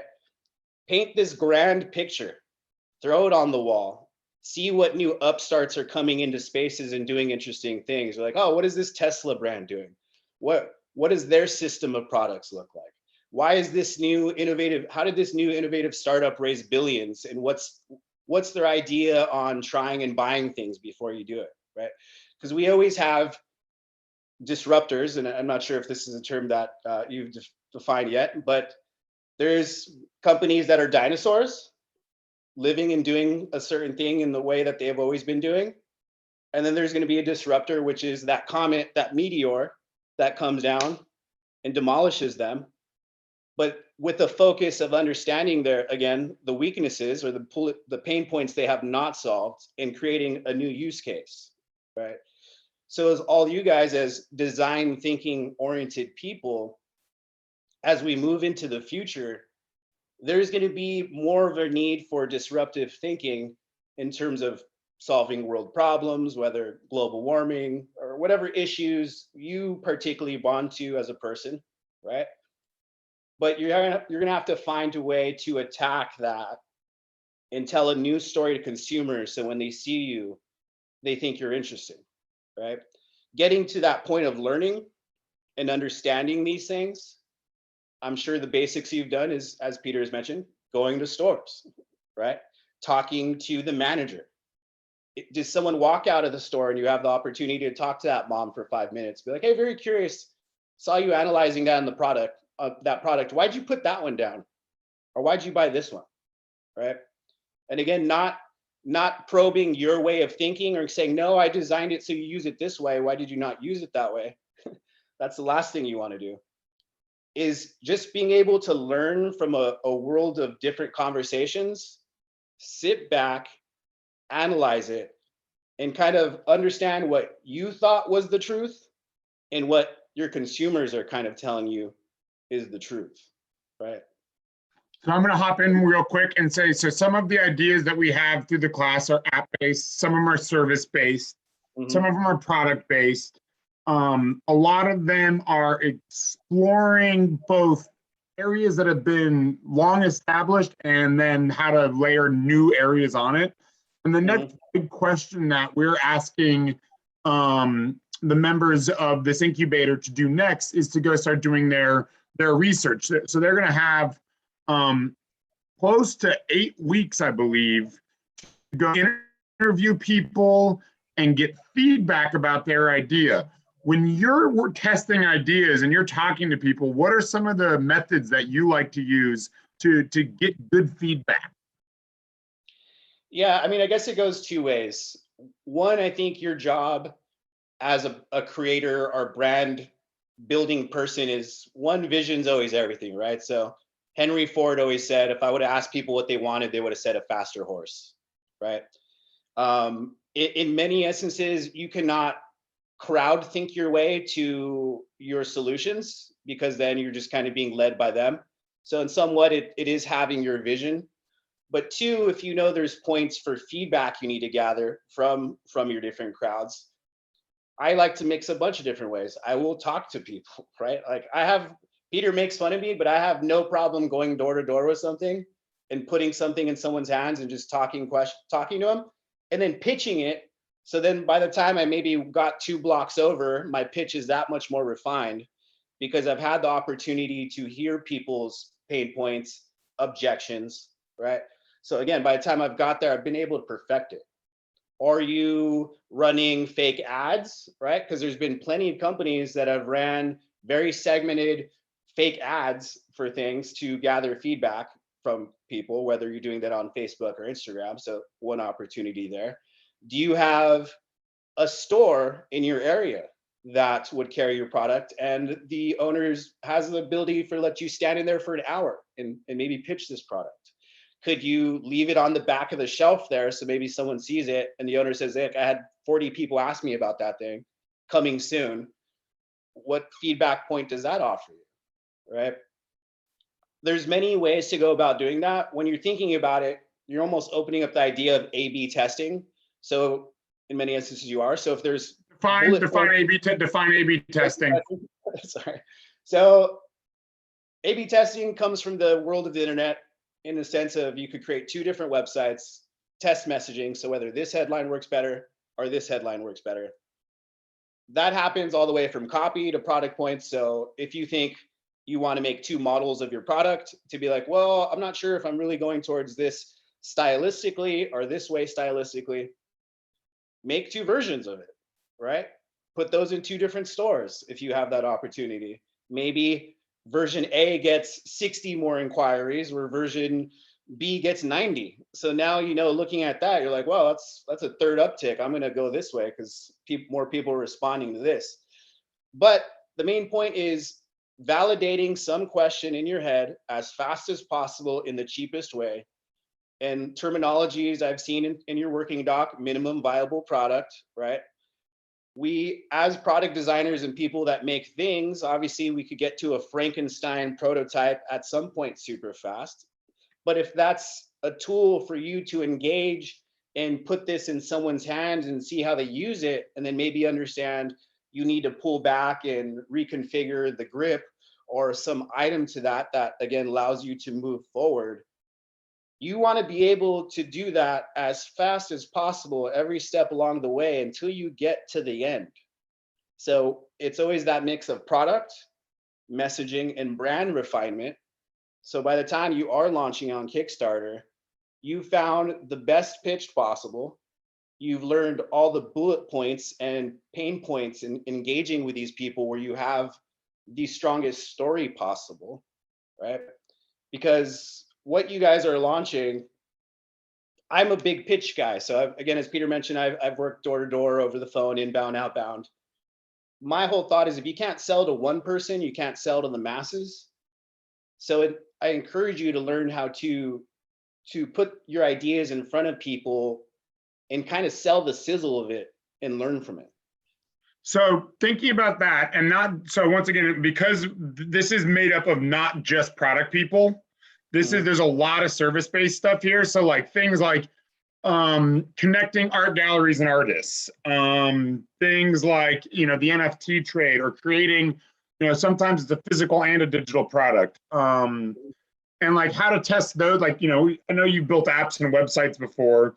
So like, how do you test those ideas? Are you building a complete app out? Are you building out websites? Like, we have a lot of people that are trying to create, one of the ideas is an AR treasure hunt type thing, where you're, so things like that. Yeah, so I guess let's look at this in a certain way. The creator of Dropbox, Drew Houston, he didn't create the app when he launched it. He made a video, basically like making a motion video to like show the action of someone dropping something from their desktop into a cloud-based folder. He didn't create the back end of that. It was more or less the story of what Dropbox meant in terms of this future of like iCloud and storage, right? So in the very essence, if you are creating an app, before you even waste any time programming at all, it would make the most sense for you to think about just making a motion video or some kind of, pitch of it that sells the idea of like why this app would work. You're not going knee deep into UI UX design and refining every page, but you're really looking at, do people like the concept of this product more or less in of itself, right? If you are, let's say, doing this in the NFT world, obviously you are leveraging this mass movement in terms of the future. So there's the narrative of what future commerce means, right? It's the future of art.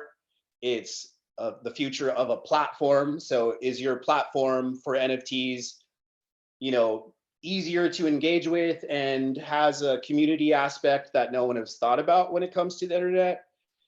It's a platform, so it's no different than iTunes, where it's like, hey, app developers, you want to make apps, come sell them on our thing, and if we like it, you can make money, and we make money, right? But you're going to have to figure out those pain points. If it's something, again, like the app, I think the fastest way for you to do that is like, don't even start programming anything, just make some kind of sizzle reel for me to understand whether people like the concept of it.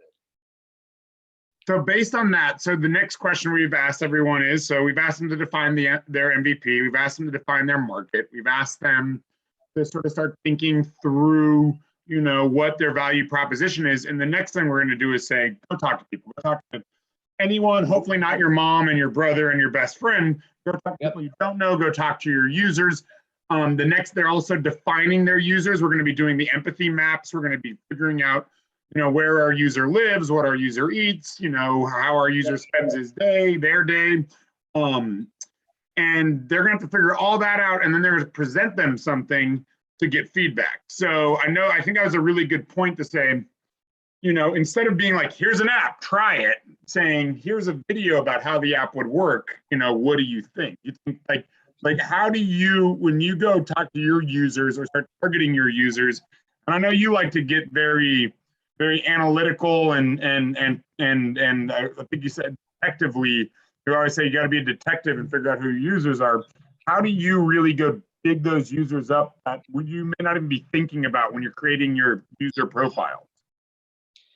Yeah, I mean, I guess when you're starting to define your business and really get to that concrete idea of like who it is, who it's for, the thing you also have to be very concrete about is who it's not for, right?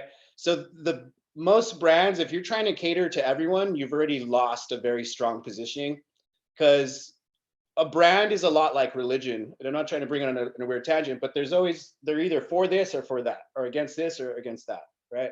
So there's many tenets of that same very strong ideological thinking in really designing a brand.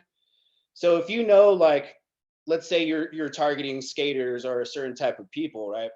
And I'll just say this from the kind of demographic I grew up with. It's like, I know how they tie their shoes.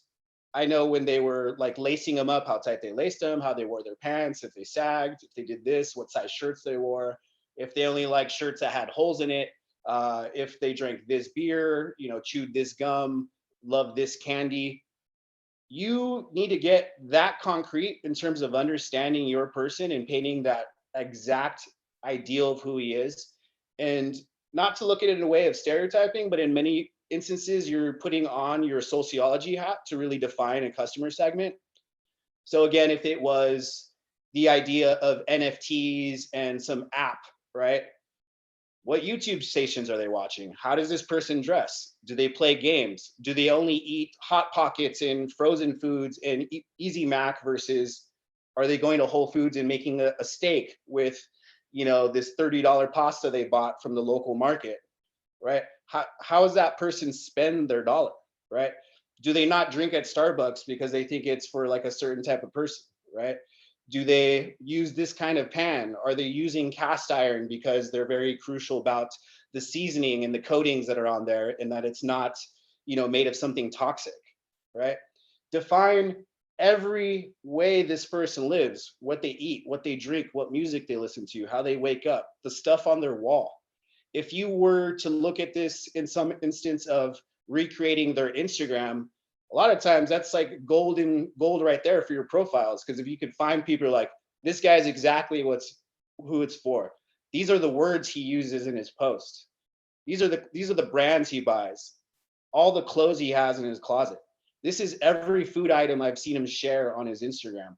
These are his friends. These are the kind of language they use when they're sharing stuff across their DMs, right? These are the patterns and things that he's bought. Here's the Instagram handles he does not follow, right? He does not like this guy for this reason. He does not like this brand for that reason. And again, it's being very clear, and it's okay not to cater to everyone. And I think it's great when you can really define who it's not for, but be really concrete in understanding this person. So if he was in a room with you and you had to ask a question about what you're doing as a brand or your strategy or your product roadmap, you could give this person a name and say, would Tony do this? Would Tony buy this? Does this make sense to Tony and his friends here? Right? Here's Tony, here's Sarah, here's Michael, here's Arletta, whatever their names are, right? But you've defined them, and you know when you put them on your wall and you've designed your brand and your story, you could point to these people and ask very specific questions. And that's the beauty in telling this story about who your customer profiles are. And you need to figure out how to do that, whether it's writing a 5-page story about their weekend, right? So again, if you are designing some, blocking device scarf for New York City, you're like, here he is, this is where he works. He lives in a small place like this. He's a writer, doesn't like to talk to people, is much more comfortable with a cup of coffee in his hand. But if someone comes with the right book, he'll open up his conversation and talk, because he's much more about engaging meaningful conversation rather than small banter, right? But who is that person and why? And when you could do that for your profile, you have a North Star to ask very specific questions against in terms of defining your brand and your brand actions, if that makes sense. And Phil, there's a question in the chat. And it's talking about like when you're creating customer profiles or consumer profiles. Mm-hmm. Yeah, I think it's okay to have a varied level of different consumers, because let's put it this way. We all have iPhones, or most people do, right? I'm not to cast out Android or other users, but we all come to it for a very specific reason. So if it's the design element as designers, the ease of use in the product system. So it's like, hey, it integrates perfectly with my Mac, my iPad and this or that. That's great for me. My mom might like it just because it's easier to use in certain instances. I guess the precise description, you have to know who your customer is to know how to talk to them. So again, think about Apple versus Mac when they have those commercials of like, hey, I'm a Mac user, I'm a PC user, right? That is a very clear use case to understand the types of people that are either using Mac or PC. In this instance, if you looked at Mac users in that point of view, you could probably describe that commercial as like the emo looking hipster guy, tight pants, driving a Volvo, loves Seattle's best coffee or some brands like that, versus the person who wanted Microsoft, probably a lot better at user interfaces, coding. That ease of use probably doesn't matter to him because he knows computers inside and out, probably builds computers, right? Those people are different in terms of who they are and the person they are in terms of buying your product. I think getting to just some level of precision for understanding your customer or customers, it's okay if you have 3 different types or 2 types, but you have to be able to define those and understand why they come to your brand for whatever attributes they're looking for. And we're going to actually give you an assignment where you are going to write customer profiles, where you're going to create these customers. You're going to write them down and you're going to say, Joan lives, in Wisconsin and spends her weekends at the farmer's market, but needs, your product for this reason, because that's how you start really defining who you're going to interview.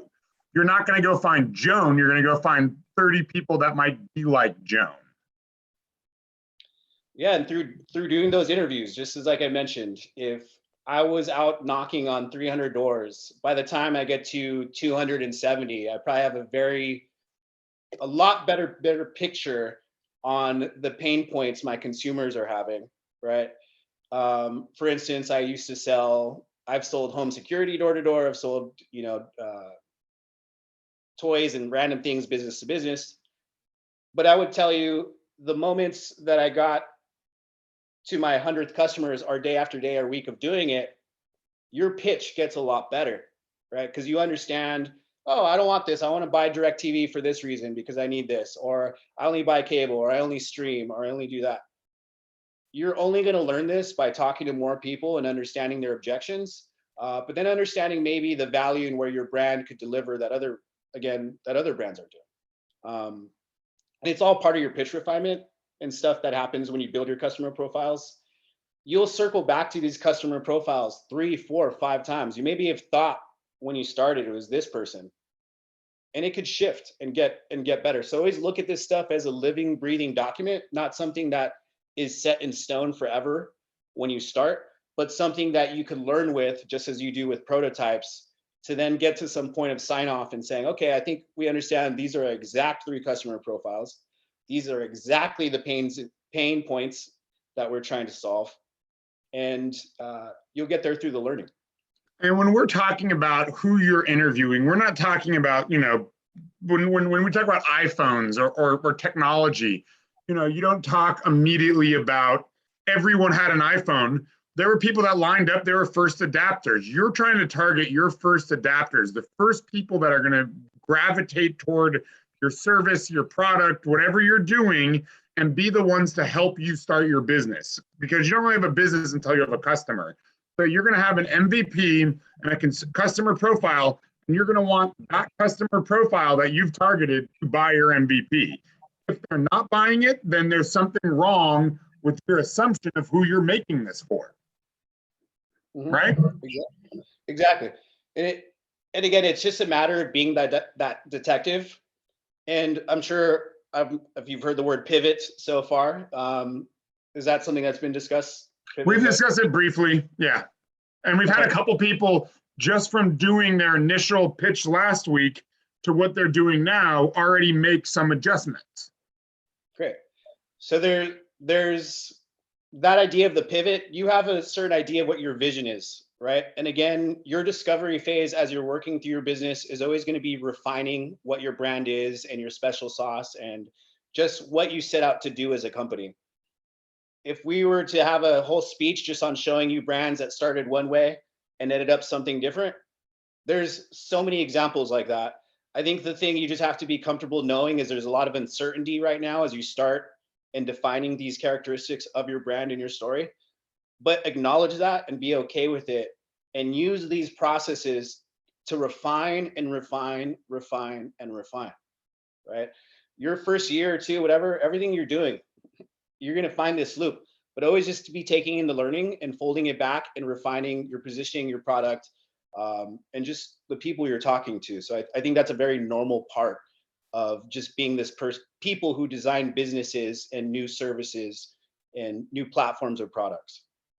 Before I start opening it up to questions, I know you like to talk about the steps of innovation and like how all of these pieces work together, because that's what we're doing now. I mean, we're hopefully we're building innovative businesses. Hopefully we're building innovative products. Hopefully we're building things that aren't Me Too businesses out there. So I know you have a process and you actually have a resource that you like. We want to talk a little bit about that? Yeah, do you want to pull up the image, Peter, the 10 types of innovation? Yeah, I will. If you just Google that. Yeah, I will. So I think first and foremost, as Peter's mentioned, I'm a very analytical person. And I like to study businesses that I find frameworks from, right? And what I mean by that is a lot of times creating interesting businesses are getting to a concept for a product or a concept for an ad or whatever, what have you. The most successful people I've studied in businesses I've learned from have questions that they ask to get them there, right? So they're not throwing darts at the wall until they stumble onto something. They're really found frameworks in series of questions they could ask to get there in a very logical way, right?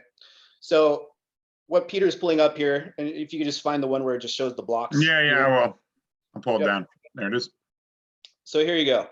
This is from an agency called Doblin.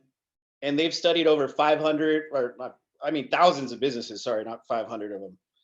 But every brand you'll see could be dissected by this. And when you go to the left, you see configuration. This is more of the behind the scenes type stuff, right? Profit model, network, structure, process. Process, you could see how you go about doing the things you do internally, externally with your partners, the structure of your business, things like that. It's not really the stuff you see as a consumer. The middle, offering, product performance, and product system, is pretty much kind of what you see as a consumer. Product system, you could think about it this way. Again, I mentioned iTunes. It's the marriage of the phone, the marriage of the app developers, the marriage of, you know, iTunes in itself. So there's all these things coming together. Product system with Apple has been getting much more elaborate as we go on over the years. You know, the Apple credit card, they're doing some crazy things, but there's a lot of product systems I could show you in the world that take place in different ways. When you move to the right, service, channel, brand, customer engagement, these are the very forward, tangible looking things you think of when you talk about a brand. Now, the idea of the brand box there is a very vast thing in itself, and there's millions of strategies you could dissect when it comes to that alone. But in some very easy to grasp mindset, I'll throw out a few ways of thinking about it. Brand, is it in the way where Zappos was infamous for customer service? If I called Zappos and needed help ordering a pizza, even though they sell me shoes, they would help me. Why would they send flowers to customers, their best customers, overnight, right? And do certain things like that. Customer service as brand.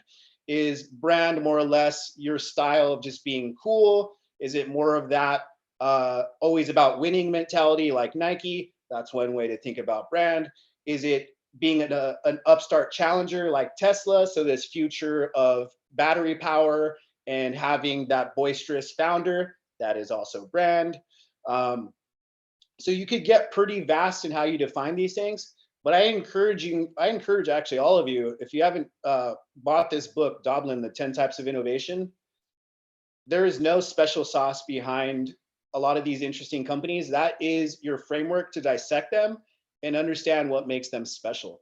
There is a formula there, and you just need to figure out how to use it. Yeah, I think that's an important thing to think about, especially when you go into your next step of interviewing customers, because if you're interviewing customers and you don't have a clear direction of what you are, they aren't going to give you clear feedback. And I think we talked a little bit about it with some of your presentations where I was like, you have the kernels of an idea, but I don't understand it clearly. You got to come up with a clear way to define your idea to present to them, right? Mm-hmm. Yep. So, I mean, go ahead. No, say go for it, Peter. No, I mean, I was just going to say, I mean, like, I want to be cognizant of your time. So I wanted to open it up for any questions people have, unless you have anything else you want to say just about, you know, their next steps, you know, young entrepreneurs going out and getting ready to start their first, you know, real research behind our people, relate to the product I'm working on. I guess I would say, given my experience in vending, is just know everything's a numbers game. When I started off door to door, they told me I had to talk to 300 people. 270 people will tell me no, 30 people will tell me yes. And that's where I made my money. As when I started out doing novelty products, the first company I engaged with, I invented over 5,000 things. I probably photoshopped a visual mock-up of 2,500 of them.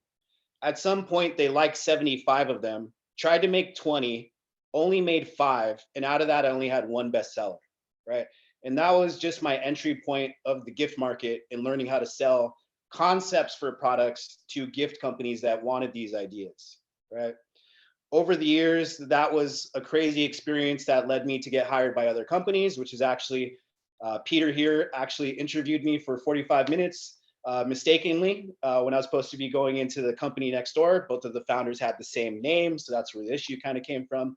But that experience led me to Peter, who is the person who taught me everything I've been graciously known about manufacturing and making my ideas more tangible and working through CAD and this or that. Without that experience, I would not be here talking to you guys today, right?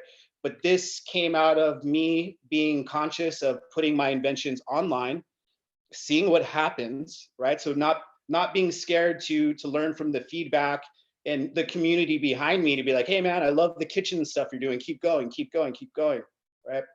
So I encourage you in general, just to be a scientist in throwing ideas out into the world and learning from that feedback.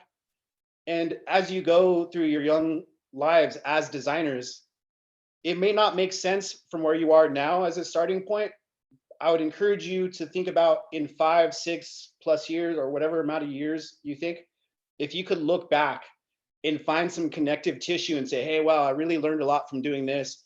I learned a lot from doing this. People seem to be responding very well to these two things. Find the best way to put your skills together in terms of where you're not hiding any of your powers, but learn to formulate the best designer you, right? And I think that has been my experience looking back these years and really finding the connective tissue between my strengths and putting in building and testing ways I could offer that to people where that makes the most sense. Cool. So what I want to do now is I want to open it up for about 9 minutes. You know, we want to let Phil go around 2 p.m. So Eastern time. If anyone has any questions about anything we just kind of talked about, let's ask them now. And then, you know, we'll take a break at 2-ish, and then we can come back. I have a question for you. Yeah. So we talked about asking to potential buyers, but like for our project, we might have to ask a few questions to professionals in the field. I just want to know if you have any of those sort of experience, so like you can suggest me like what to pay attention to or what not to do when I'm asking them questions. Yeah, I mean, I think there's two ways to look at it. There's a quote, a professional is someone who tells you why something can't be done. So sometimes some people are too close to a certain area or study that they only see their technology, their ways of thinking. So that's one thing, you have to acknowledge that and know to sift through that. I think two, if I came in correctly, right, when I saw you guys presenting, you were doing the kind of partition, right? And I'm not sure, I didn't get the whole story, but it looked like it was maybe for residential in some sense. Yeah. Yep. It's for people who co-rent. Okay. I mean, I think from that point, if you're talking to professionals, it's what key questions are you trying to figure out going into that? Is it that you are asking, hey, who are your buyers? Who are the kind of people that are buying this? How's is there a pain point with transport? Are all of them complaining that it costs, you know, $200 in shipping, or the service aspect of the delivery guys coming to your house? They're not wearing white gloves. They look like criminals. Do they look like guys hired off Craigslist, right? What are these points that you're trying to find in terms of creating a more refined narrative? You know, it's like, hey, our guys coming in, they're easy to smile. What's the pitch here? Are we hiring college students? That's, you know, like a, you know, young broke college student pitch, right? Help our guys eat ramen. What's the story here? But as you have a very open mind talking to your clients about what issues are they facing. Again, don't lead them to anything, but just create a doc of like, what questions do you think you could answer? Like, go back with your team, ask a few of your students, like, hey, which ones do you think we're going to gather a lot of learning from, right? Yep. Felipe, I love what you just said about don't lead them. And I think that that's so important, you know, and I just wondering if you could just quickly, before we get to the next question, which was in the chat, explain what you mean by don't lead them. I love that comment. Again, it's being open to just see what bullet points they throw out to you without fishing for them, right? And if you're like, well, we want to show you why our partition is the best because it does this, you're already you're going into it wanting to reassure yourself of the things you've just heard, which is the exact opposite of what you're asking for. What you need to do is find those things you didn't even know. They're like, again, theoretically, hey, they all hate that these guys look like people that were hired off Craigslist and, you know, they look like ex-convicts or something. But did that come from the question being, how has your delivery experience been so far? What pain points have you found through why you didn't like these type of experiences? And two, you know, how do you think that could be better? What's missing from a brand perspective for you? Do they even like questions for like you guys, like questions like, you know, why do you know, people putting up some sort of thing in their home, they don't want it to look like an office. So if you're saying put this petition in my house, maybe you're saying, we don't want this to look like an office, So, How's all right. how's the styling look to you? What does it make you feel? All right, next. Thank you. Yep. Awesome. Thanks for being here. I had a quick question for when your idea, you're sort of positioning it to hopefully be sold to another company, like that would be the best case scenario, or like it's directly reliant on something else for its success, and how you should sort of pitch it in that way. I think you're asking two questions. One, are you saying like, is the goal to sell it, right? Yeah, well, And if then you're two, what am I doing to help position to sell it later on? exactly, like if you have like a company in mind that you think should buy this in one day, and like eventually, like how do you orient yourself to like maybe capture the attention of that company, but obviously you still want to be like Yeah, I mean, I think one, that's why we like the idea of acquisition. So I'm sure you've probably have had this word covered so far. Like, yeah, if you want someone to buy you, that company almost wants to look at you like, great, you launched the thing that we should have been launching. Now it makes sense under our umbrella. You did all the hard work. Let us buy it from you. End goal as an entrepreneur. Thank you. Cash out, make your money, move on. Right. I think if that's how you're looking at the way you want to go about entrepreneurship, totally fine. Some people want to stay with their company, never pass on. Some people want to sell it and become serial entrepreneurs. I think if you are looking at what I would call a leech strategy in some way, right? Which is not bad at all. Like I'm always thinking about when new companies come out, what are things that they aren't offering that I could attach myself to then ride off that success, or unmet needs in their opportunities. In many ways, thinking about it when iPhone came or Apple came out with their laptops, in case the brand you see making all the laptop sleeves for them, right? They didn't invent the laptop. They're just like, hey, well, you guys need better cases. We're going to make some Apple-less cases and make a lot of money off you guys, right? And ride that wave. I think you could do that if you're designing some business, being like, you know what, I think later on Tide or this company is going to like it. Let me absorb their story and analyze them as a brand, and maybe understand what pain points they're not doing as a company to say, you know what, hey Tide, you didn't have a soap that does this, that is made for this type of consumer. I launched that company. Now it makes perfect sense for your logistics and the way you operate to now have this as an offering in your portfolio. Right? And you see this a lot with consumer packaged goods companies like Vitamin Water, Cocoa Water, all bought by Coca-Cola. The big question that you have to ask is, for big companies, do they have a build versus buy strategy? Would they rather build something to compete with you or buy you and just plug you into their ecosystem? Mm-hmm. Exactly, Peter. Daryl, you had a question? Daryl? I think he's there. I know. I think so. All right. Does anyone else have any other questions about what your next steps, about talking to your consumers and positioning your next pitches?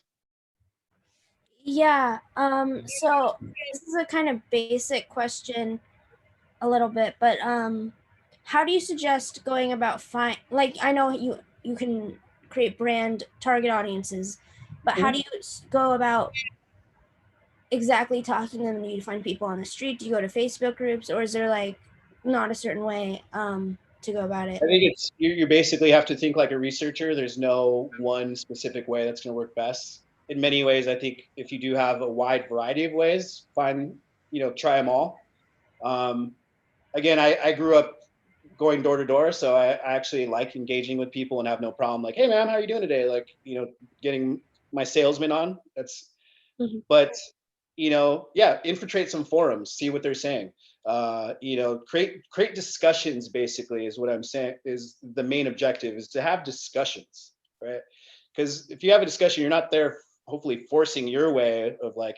You're there to have an open chat, right? And again, as we talked about earlier, not leading them to something, but learning from these responses. So if you have a meetup that you think is perfect and you could, over a drink or some cheese and they're there and you want to be able to talk to these people, do it. Go to the craft. If it's at a craft fair, go find them.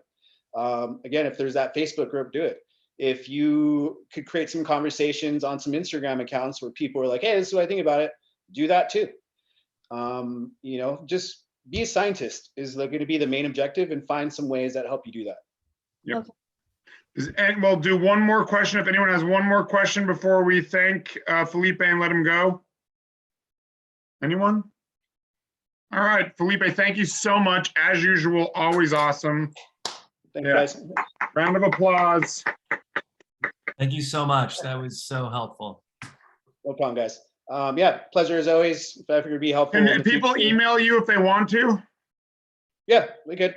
Great. Please. You want to throw your email in the chat? And if people want to follow up with any other questions, that would be awesome. I know that, keep it simple, guys. Don't ask, Felipe to write your whole questionnaires for you. These guys Carl, are how good, long do you want to Felipe, break don't for? worry. Yeah, these guys are really respectful and great, so they won't do that. Cool. How long do you want to break for? Value to the Pratt team. So always a pleasure as always. And Peter, Carl, Paxton, thanks for having me. And yeah, if anyone needs anything, again, there's my email. As I mentioned, keep it respectfully minimum or in some sort. But I'm here to provide value. So let me know, guys. Thank you, bud. All right, guys. I'll see you. Bye-bye. Carl, how long do we want to break for? Are you feeling more five or 10, Peter? 5? I was thinking 10. I was thinking a little longer. Let's just do 2 hours straight. So, yeah. And I want to kind of pull together what I want to talk about next because we're going to start talking about what that interview process is going to be like. Yeah, I'm a little lightheaded because I probably haven't eaten enough today, so I should probably get something in 10 minutes, and that'll be great. So let's be back at 2:11. Does that work for you, Peter? Yep. Okay, 2:11 sharp. The second it turns 11, guys, we'll be back, and then yeah, we just have 49 minutes left, so we'll make the most of it. Great. Thank you.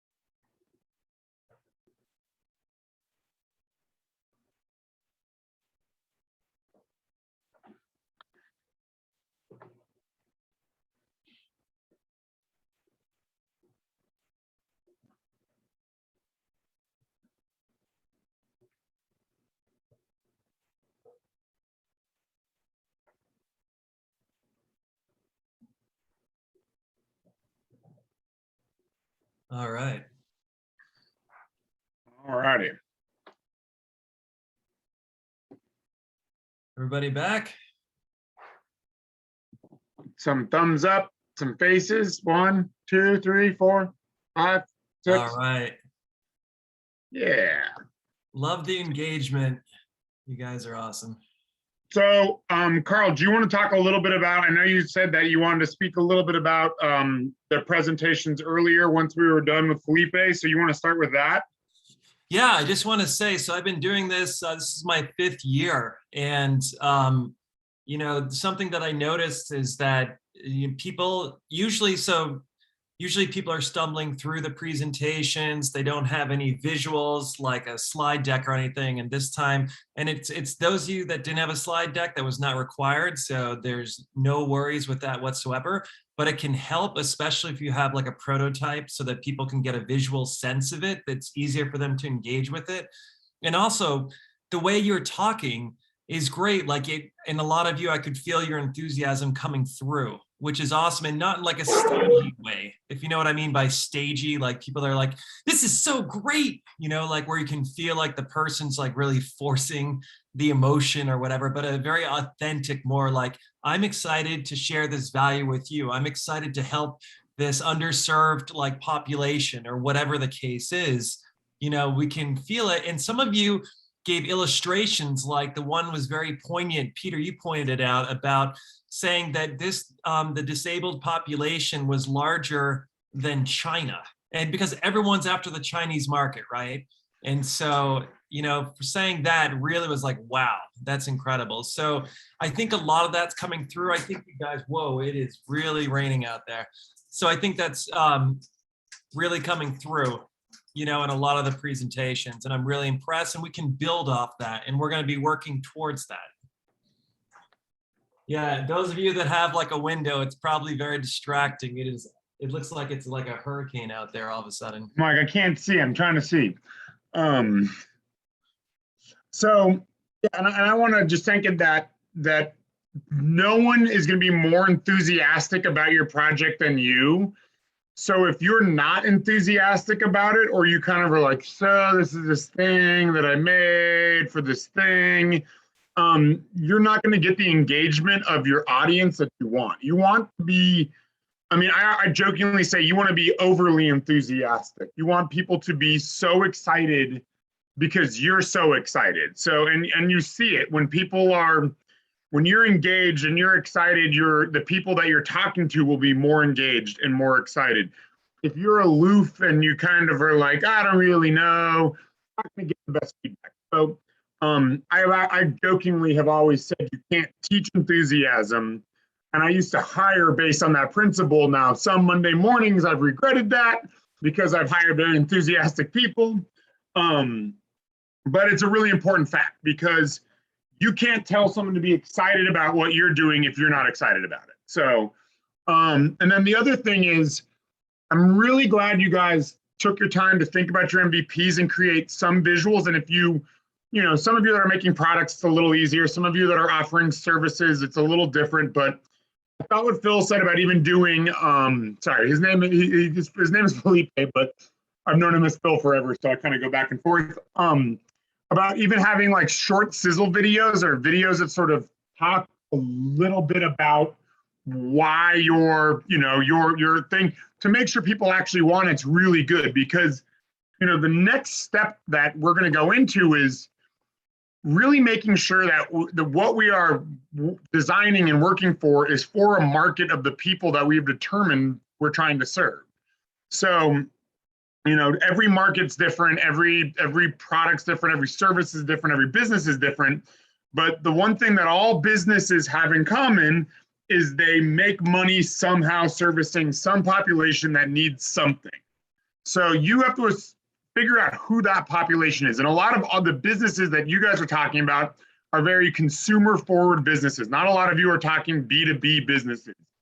So, you know, there are plenty of people that make millions of dollars selling propellers to GM, or to make engines that are built by someone else, that are made somewhere else, that nowhere ever in that pipeline is the end consumer of Boeing.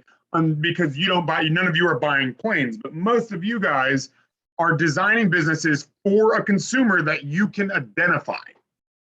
Carl, you would agree with that, right? 100%. And you hear in the entrepreneurial space all the time, B2B and B2C. And so I'm so glad that you defined that. Yeah, but so 100%. B2B means business to business venture. You're a business selling a business something. B2C means business to consumer. So the majority of you are business to consumer. I cannot pick a single idea that I've heard today that I would say, maybe the property management, the PMS system, where we were talking about voice assistant, but even you were saying that's for the person, you know, Shay Wen, you were saying that's for the person who's booking the room. So you're talking about, even if you're selling it to the business of the hotel, they are still selling it to a consumer. So you can talk directly to your consumers. This is good though. It's good to know that you can talk to your consumers, because if you're creating a system where you're like, I'm going to create this and sell to a business, going and talking to businesses and figuring out what businesses want is really tough, because I think Phil hit it on the head. Businesses don't always know what they want. Okay, so that being said, a lot of what you guys did in defining your MVP, defining your market, and defining your competition, I think a really good thing to take away is also knowing what you're not. So like sometimes when I'm interviewing people and I really want to get their feeling, I don't ask them about my idea. I ask them about competitors' ideas. I say, hey, do you have a blank, or do you use a blank? How does that make you feel? How does it work? So sometimes I'll run my interviews, instead of asking them being like, look at this thing I made, or look at this service I'm offering, I'll say, you know, I'll use my hearing protection company again, because it's a good one. I'll say, why don't you like foam? Or I won't even say that because that's leading. I'll say, what do you think about foam ear tips? You know, and people will say, oh, well, they work great, but they're wasteful or whatever. But, you know, I will start with maybe asking them questions about my competitors first to see how they feel about them, because maybe I've already missed something in my analysis of the space. Does that make sense to everybody? Carl, do you have any comments on that? Nope. Yeah. So, you know, I think that your guys' next steps, and, you know, we're gonna, I'll present this, I'll present what sort of, I haven't written up the assignment yet.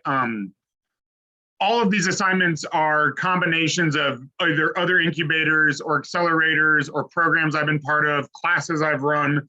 They're sort of been tested to get good results, and I'm happy to Carl saying that, you know, seeing some of the results already is good, because the goal of this program is after, you know, in the spring of next year, when you present, you're an expert in your business, and when the investors and judges we have come look at it, they're like, wow, this person's an expert, they're knowledgeable, they're excited, they've really turned over every rock, they've talked to people, they've made it clear what they're doing. Peter, I just real quick, sorry to interrupt you, but Yeah, I just please. want to check in with everybody, because this is such an important assignment that we have now. This is the largest gap. This is maybe in between now and the next class is the most important time to try and stay engaged, because we're not gonna meet again until, like, you know, next semester. I think it's February is our first meeting, is that right? February 3rd, right? Or something like that. And so the beginning of February. And so it's important that we stay engaged. You can always ask us questions, but one of the things that I'm wondering is, how do you feel? Because most of us are not like Felipe, right? Where we were like where we're comfortable going, like, quote unquote, door to door. So thank you, February 5th. Okay, thanks, Paxton. I knew I was close. So the 5th. But anyways, how are you feeling about, like, if I were you, I might be thinking, oh, I don't know, like, how I'm gonna go and collect this information. I'm not really sure, more beyond like my 10 friends, or, you know, like, you know, I have a few ideas, like, so I just want to hear from you, like, what's going on in your head, so that we can use this time so we can help you feel more comfortable and have a higher chance of success. Because what I don't want is for you to be quiet right now and then you just feel like disheartened, you don't really have a clear way of doing it, and then you drop out because I want you to be successful, I want you to get through the program. You know, you don't have to bring it to market, but I want you to get the most out of this. Like, your success is our success. So talk to us, like right now, what do you think about this assignment about collecting data? So this assignment is about identifying minimum viable product, right? The next assignment is going to be about presenting your minimum viable product to consumers for feedback. So you are going to, you are going to be figuring out who you think would be your first, first consumers, and then you're going to go interview as many people as possible. Preferably not your friends, family, and parents. You're going to go try to interview, you're going to try to figure out who your target market is, like as humans that exist on this planet, and then you're going to figure out how to talk to them. And I think the question of, where do you go to chat rooms? How do you go, how do you engage people on Facebook? Do you go to, Reddit threads? You are going to go have discussions about your idea with people. And you are going to be looking for direct information back, like, how much would you pay for this? Who would you buy it for? Why would you buy it? Things like that. And record like the main points of that, like write down what people say instead of just kind of like, oh, I'll remember that, right? Like write it all down and then look for patterns, because it's easy to forget if you're interviewing lots of people what the person 30 people ago said. Each comment can be valuable. And I will say, as much as I think that having questionnaires and like Google Sheet questionnaires is a good method, there's an old saying about asking like questionnaires is people aren't always honest. They want to be right. So they like whatever the question you're asking is, generally when people are asked a question, getting them to react with like just like an actual like emotional response is harder than if they read it. They're like, well, how would I answer this to be right? But if you ask them, do you like this, point blank, and show them something, they'll say, I hate it. And you'll be like, okay, why? And that's a better place to be than them be like, it's better to have someone react that they don't like it than not react at all. That's what our last speakers said last session. They made that point so well. And Peter, I have a question for you. I'll use a concrete specific because it's always good to get out of theoretical and get specific. Yeah. Tell me, is this a good question? Hey, so do you care about the environment? Not really. It's a little too open-ended. It's a horrible question, right? Because it's everyone might at least with their mindset. If you're going to be like, would you? And someone was saying about e-marketplace for sustainable products. I believe that was. I have it written down. The reason here. I asked the question, Peter, is because almost everyone would say, yes, I care about the environment, but that doesn't mean that they'd be willing to pay for some, like almost everyone's a conscientious person like that you might talk to, but maybe only 5% of them would pay for your product that helps the environment, right? So it's creating that distinguishing like factor is my point. Yeah. And that's the thing is, bad questions get bad answers, good questions get good answers. But I think the one thing that also that Felipe said was, as you ask the questions, you'll get better at asking the next questions. So if you get crap answers back and you're like, why? But there'll be some kernel in there. And I always talk about my experience at trade shows, like, Bill talks about door to door. I remember I'd go to trade shows and I'd be pitching any number of product. But the first day you have your pitch in mind. Hey, do you want to learn more about blank? But, as the day goes on, you meet more and more people and people go, well, does it do this or can it do this? And then you kind of know to fold that into your pitch. You say, well, it also does this and we can drop ship and blah, blah, blah. And because you've been asked questions back from the people you're showing it to, you can start answering your own questions of things that you might want to ask later. And I think that's an important thing to think about is like, if you just send a survey out, that's all the same questions. And then you're like, well, 60% of respondents said this, 40 said that, 20 said this. You're not really getting the opportunity to go back and forth and have the discussion about what you're doing. I love it. And I'll add to that, that if you're going out there and you're asking these questions and you're figuring out, oh, this question isn't a great question, that's part of doing the homework. So you're killing it. You're learning from that. And even if you you did all these tries and it took you a while to get to some useful questions, like all that work that you did, you know, refining the question, figuring out that isn't a useful question, like has lifelong like lessons that you can then use and apply. So that's not wasted time. It's kind of like we use in career development. If you do an internship that you hate, that's really valuable because you learn, okay, this is what I don't want to do. These are factors I like in a job. These are factors I don't like. And that's useful information, even though the experience was not fun at the time. Teaches you how to be a better boss. Yeah. And so like classhood, you know, Jonah said, well, we said we were only going to be in person. We went out and did some initial user testing and we realized that people want both online and in-person classes. That is immediately key insights that you can say and put into a pitch deck for an investor. Because investors don't want you to sit there and say, I know everything. They want you to say, here's why I know what I'm telling you. This is, this is the data. This is the conversation I've had with my consumers. And here are the changes we've made to make this more appealing to our consumers. And that's, I mean, everyone loves to talk about Steve Jobs, like never using focus groups, but it's a different world when you already like he was already a pretty established company. Like everyone's always like, I want my brand to look like Apple.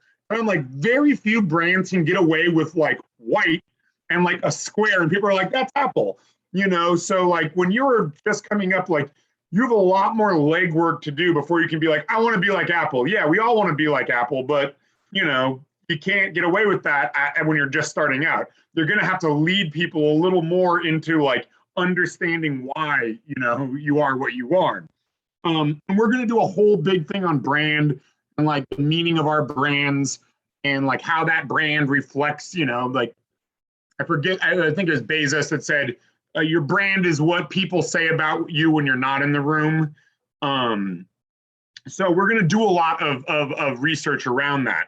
But the most important research that's done and that I've learned is starting to put products in people's hands, put something in someone's hands, and then revise it. So you look at Stanford D School has this map of how you look at product development, and this is digital products, physical products, services, doesn't matter.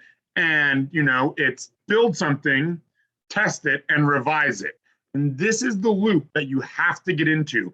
And if you start saying, well, I know better than my consumers, you're going to end up not selling to anyone. So what you are going to have to go do in the next, I guess, month or 2 months, and it's a great time to do it, is you're going to go talk to people, and you have plenty of time. You're going to figure out where you're meeting your customers in their spaces. So whether that is, for the studio, the furniture studio, you guys kind of have an idea. You're already in a space, but like, have you gone back and said to your customers, what is your favorite thing about our product? What's something you don't like about our product? Would you tell friends of yours to buy our product?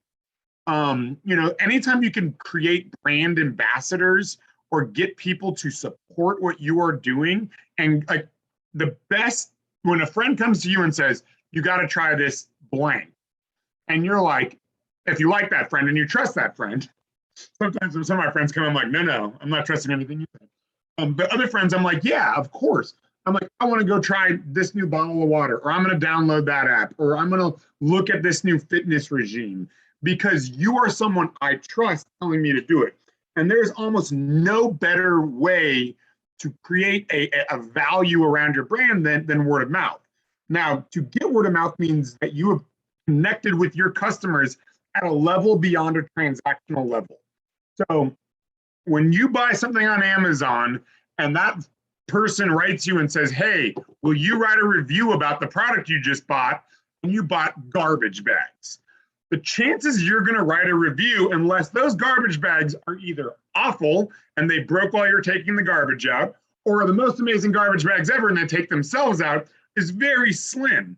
So this is the opportunity to sort of figure out who those key people are and really define, and I know, Mary, the question of like, why so specific?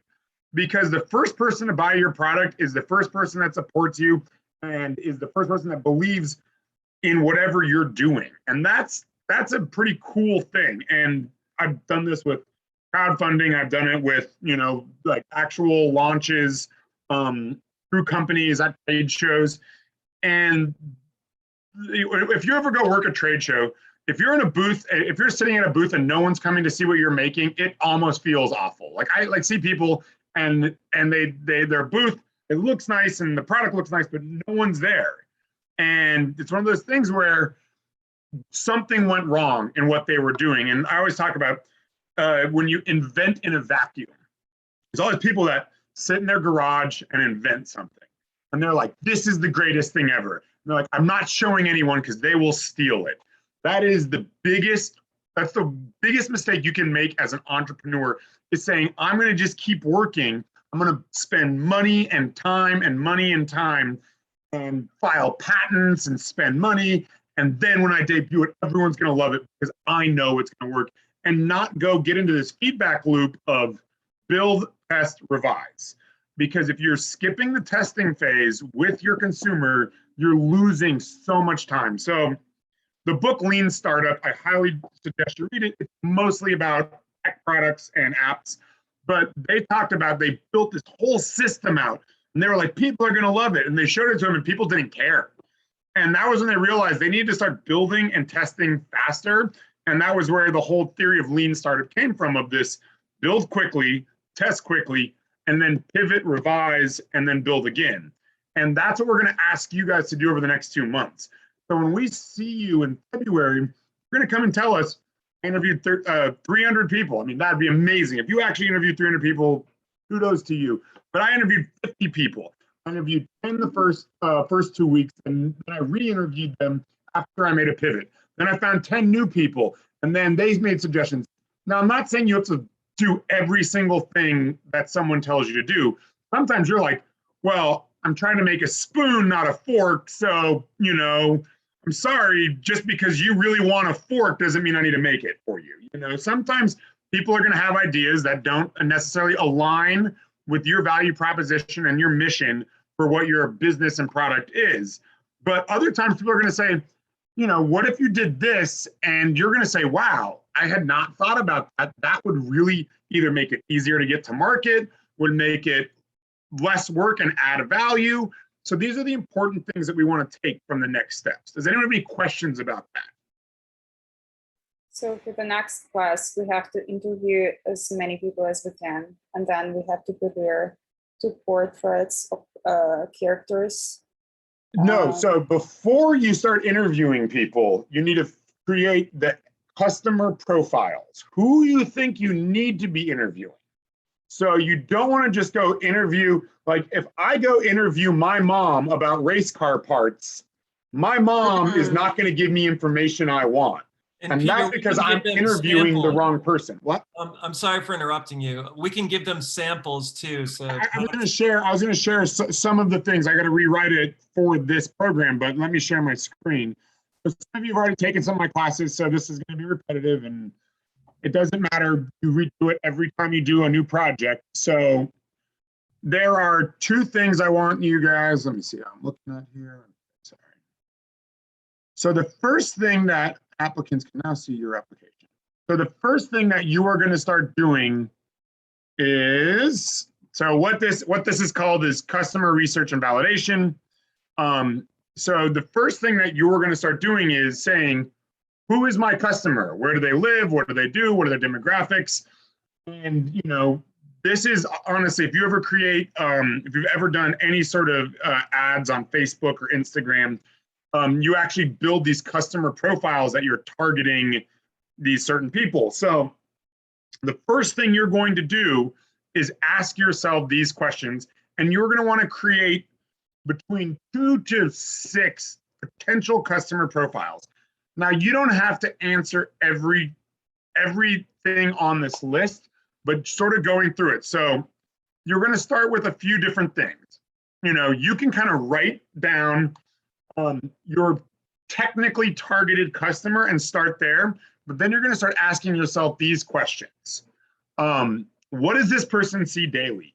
So now if you expect someone to use your product on a day-to-day basis, a monthly basis, a weekly basis, you need to say, what else is taking away from their time than what I want them to be using, whether it's my product or my service or whatever.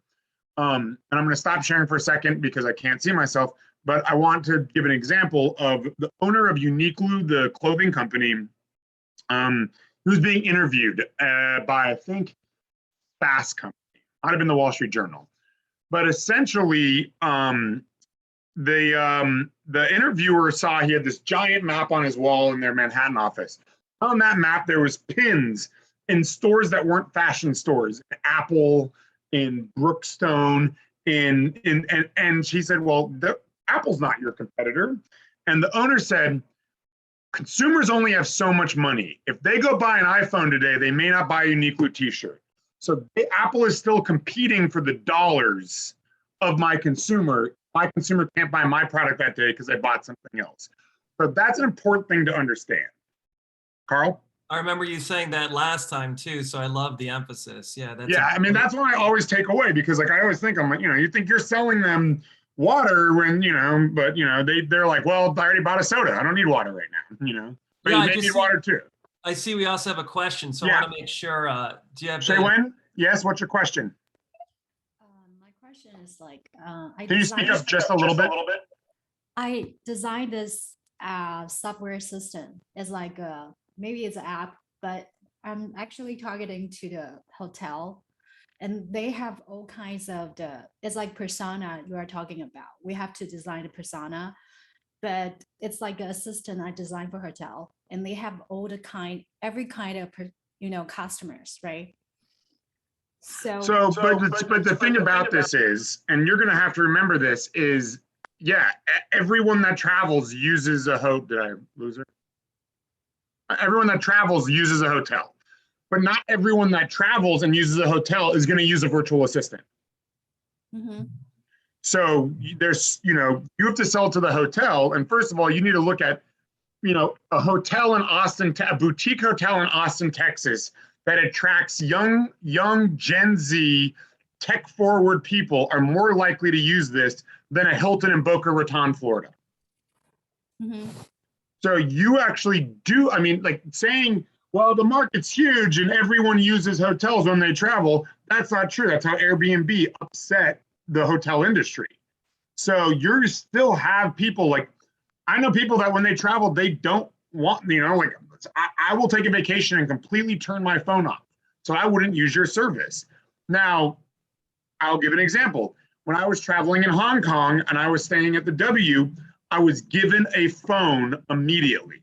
Like I checked into the W and they're like, here's a phone. And what was great about that phone is I could actually pair it to my phone and use it as a hotspot. But that phone on it had restaurant reservation. You could immediately call a restaurant and book it through that phone. It had listings of things. That phone was fully loaded and ready for me, anything I needed. So you do have competition out there. Why is yours better than you just handing me a smartphone? I had the same thing I was going to say in Hong Kong as well. I stayed at the Butterfly and I had the exact same thing. I had a phone that had all the, I could actually use for Google Maps and stuff like that. Yeah, and they provide you the data and you can travel along with that. But yeah, which was really helpful because I didn't want to pay for a SIM card. Yeah, but personally, I feel like I only need the data to do the data roaming. Sometimes if you have like an international travel SIM card, I don't want to carry two phones with me. So, but I agree with you, but you are making that assumption about you. You don't know about every consumer out there. So this is why we interview people. I was broke at the time, right? I was a grad student when I was in Hong Kong, one of the times. So that's why I was like, I'll carry two phones if it saves me money, so that was just me. But I might not be your target demographic, right? You might want to target someone that's more established, not a grad student. So that's also part of the thinking. So, yep. Yeah. All right, someone else had a question? So the question is the consumer profile, sorry, Jonah, your question is a consumer profile same or similar? Yeah, same thing as a user persona. Consumer profile, user persona, these are target market, target demographic. These are sort of different ways you can talk about it, but clearly understanding. And the thing about it is, it's walking in someone else's shoes for the day. You know, I know why I would buy and use something. Other people buy and use something for very different reasons, even though we bought the same thing. So I'll go back to my company Eros because, you know, it's mostly for nightlife and concerts. I don't go to a lot of concerts. So I'll occasionally go to like a loud music venue. I don't go to concerts. So like when I see that as part of it, I wouldn't say when I see it concerts. I use it for motorsports. I go to car races. I race cars. I ride motorcycles. So I have a different use case than you have. I would be a different user persona of saying, Peter is 40. Peter really likes racing. Peter goes to the racetrack. Peter is annoyed with how loud it is. Peter wears Eros. You know, we're a version of another one of our employees, Mo Afifi. Mo Afifi's 25. Mo Afifi goes to a rave every weekend. Mo Afifi's head hurts in the morning. Mo Afifi needs Eros. So two totally different personas using the same product. Does that make sense? Yes, we also will be sharing this with you so that you have, because that was another question in the chat, 100%. Yeah, so struggling with how a company in geocaching or something like that described as an experimental generates a monetary. So Daryl, really for your idea, I would almost tell someone a story. Sometimes I find that's a good way to introduce products. I'd almost be like, you know, are you interested in seeing more parts of your city that you've never seen before, but you don't feel like looking it up? And I think, you know, we had heard about Nudge earlier, but, you know, or like, are you a person who enjoys games with other people, you know? So, I mean, think about Foursquare. Foursquare is like, we'll give you points for checking in at the laundromat. Who cares about checking in at a laundromat? They gamified a laundromat, you know? So like you could become the captain of the laundromat, like, you know, when I heard about it, I was like, this is dumb. They sold Foursquare for I think $2 billion. So like, you know, I think that like when you're talking about your value of your business, it's not geofencing and geocaching. It's that might be a value to if you were selling B2B services, selling parts of what you're creating to other businesses so they can see those consumers, selling data essentially. But for your active users who are playing your game and using it, you need to know what would keep them engaged and why they would want to play it. Like, why would I wake up in the morning and say, what did you name it, Daryl? Spy Crowd. Spy Crowd. Why do I wake up on a Saturday morning and I go, you know, if everything I could do this morning, I'm going to go play Spy Crowd. I'm going to go wander the streets and play Spy Crowd. Because I mean, even as an older person, as an older end of the millennial spectrum, I want to chase Pokemon around in Brooklyn. Me and my buddy spent a day doing it. It was a blast. So like, you know, that is what I'm going to second that as an old millennial. Same exact thing. Yep. Yeah. So Valerie, my presentation is about an app for finding internships. Carl mentioned he had some comments. Yes, we will come back to that. Carl, do you want to make any comments or do you want to take that offline for support or anything like that? Yeah, I mean, the main thing is like, I just would like to hear more about why you have the specific skill set, right? In authority where there's like centers that are doing that for free. For example, the CCPD is free for anyone from Pratt who's like an alum, and they're with people that have been clinically trained and have been doing it for like decades at Ivy League schools and like all that. So it'd just be more like understanding. You probably wouldn't be competing directly with that, but what would you be doing differently, and why would people pay for it? Because at the end of the day, you know, you need to monetize it so that you can actually have a salary so that you can survive. So that's kind of the crux of what I'd want to discuss with you. In some ways, for this idea, you would almost want to offer it for free to the students and have the companies pay to list. But this is something you have to define, right? That's part of the business model of it. And every school has job placement, has support. You know, there isn't a school out there that isn't going to have a program that will help you get placed in a job. Just to clarify, it's not job placement, but it's helping you because now the model is shifted because job placement actually is antiquated. But it might just be semantics, Peter. So sorry, but just to clarify, it's teaching you how that you can actually market yourself, especially with like an economy that's always changing. And so the models change from just, we're going to connect you to this person to we're going to make you competitive to whoever you talk to and to know those skills, the kind of stuff that people never got taught in school that they say when they're, like, I wish I had learned this when I was a student. Now we're trying to do that while people are still students or like when they come to us. That's the new model. And maybe there's something in your business model that reflects some of those ideas. So I think like someone that I would definitely interview would be Carl. I'd love to talk to you. Let's talk 100%. Sophia, what's your question?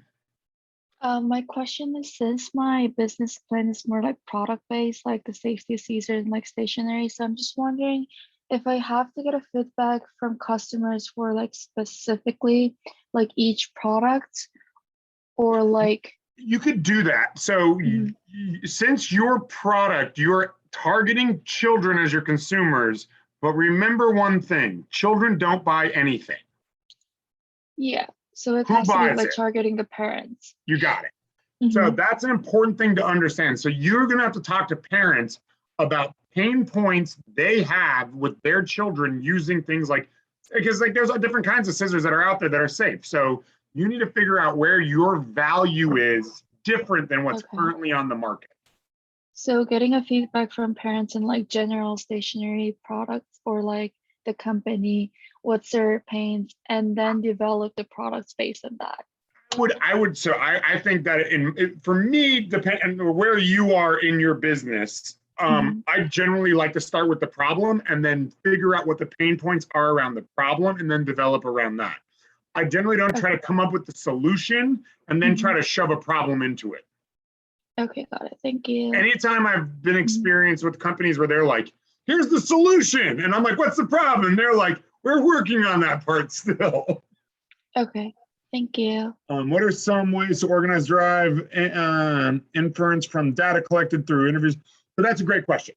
So one thing that I like to do when I'm doing consumer outreach, customer validation, is I write down generally what I'm hoping to come out of it, knowing that I am never going to tell the people I'm talking to this. And when people either go one way, I'll have a column A, column B. Column A is they agree, column B is they disagree. Or column C is they don't fucking get it. And if I get all they don't get it, then it's something in the way I'm referring. So I will see how many people get to the point of where I want them to without me leading there quickly. And I'll not mark it. I'll say, Mike understood it. Mike figured it out, yes. Mitch did not, and I'll see, maybe it's something in my questioning. So everyone can compile the information differently. I've seen it a bazillion different ways over the years. I will send some sort of, we can go into like very like, Six Sigma is the GE Black Belt Executive Training Program that like is like super micro data managed. And you can get into these crazy like algorithm but like really for you want to make sure that your target customers understand what you're talking about, A, and B, would pay money for it in some fashion. Right, Carl? Yeah, I was exactly going to say, keep it simple, because like you lost me when you talk about GE, micro, whatever. Like I literally was getting lost. And so I just want to I was going to say, Peter, like, what do you mean? And then you clarified it. So Yeah, that's the thing is there are companies that are literally built to go do massive customer research. And one of my favorite stories is a bunch of my friends work for a toy company named Spin Master. They're the third largest toy company in the world. They own Paw Patrol, they own Rubik's Cube, they own Gund. And they were getting ready to release a game about llamas. And there was a conversation on their executive team about whether children knew what llamas were, enough of them that they could produce 1 million pieces of toy. So they spent $50,000 to make sure if children knew about llamas. But after that information was presented back to them, someone in the room stood up and said, but do children like llamas? So these are the questions.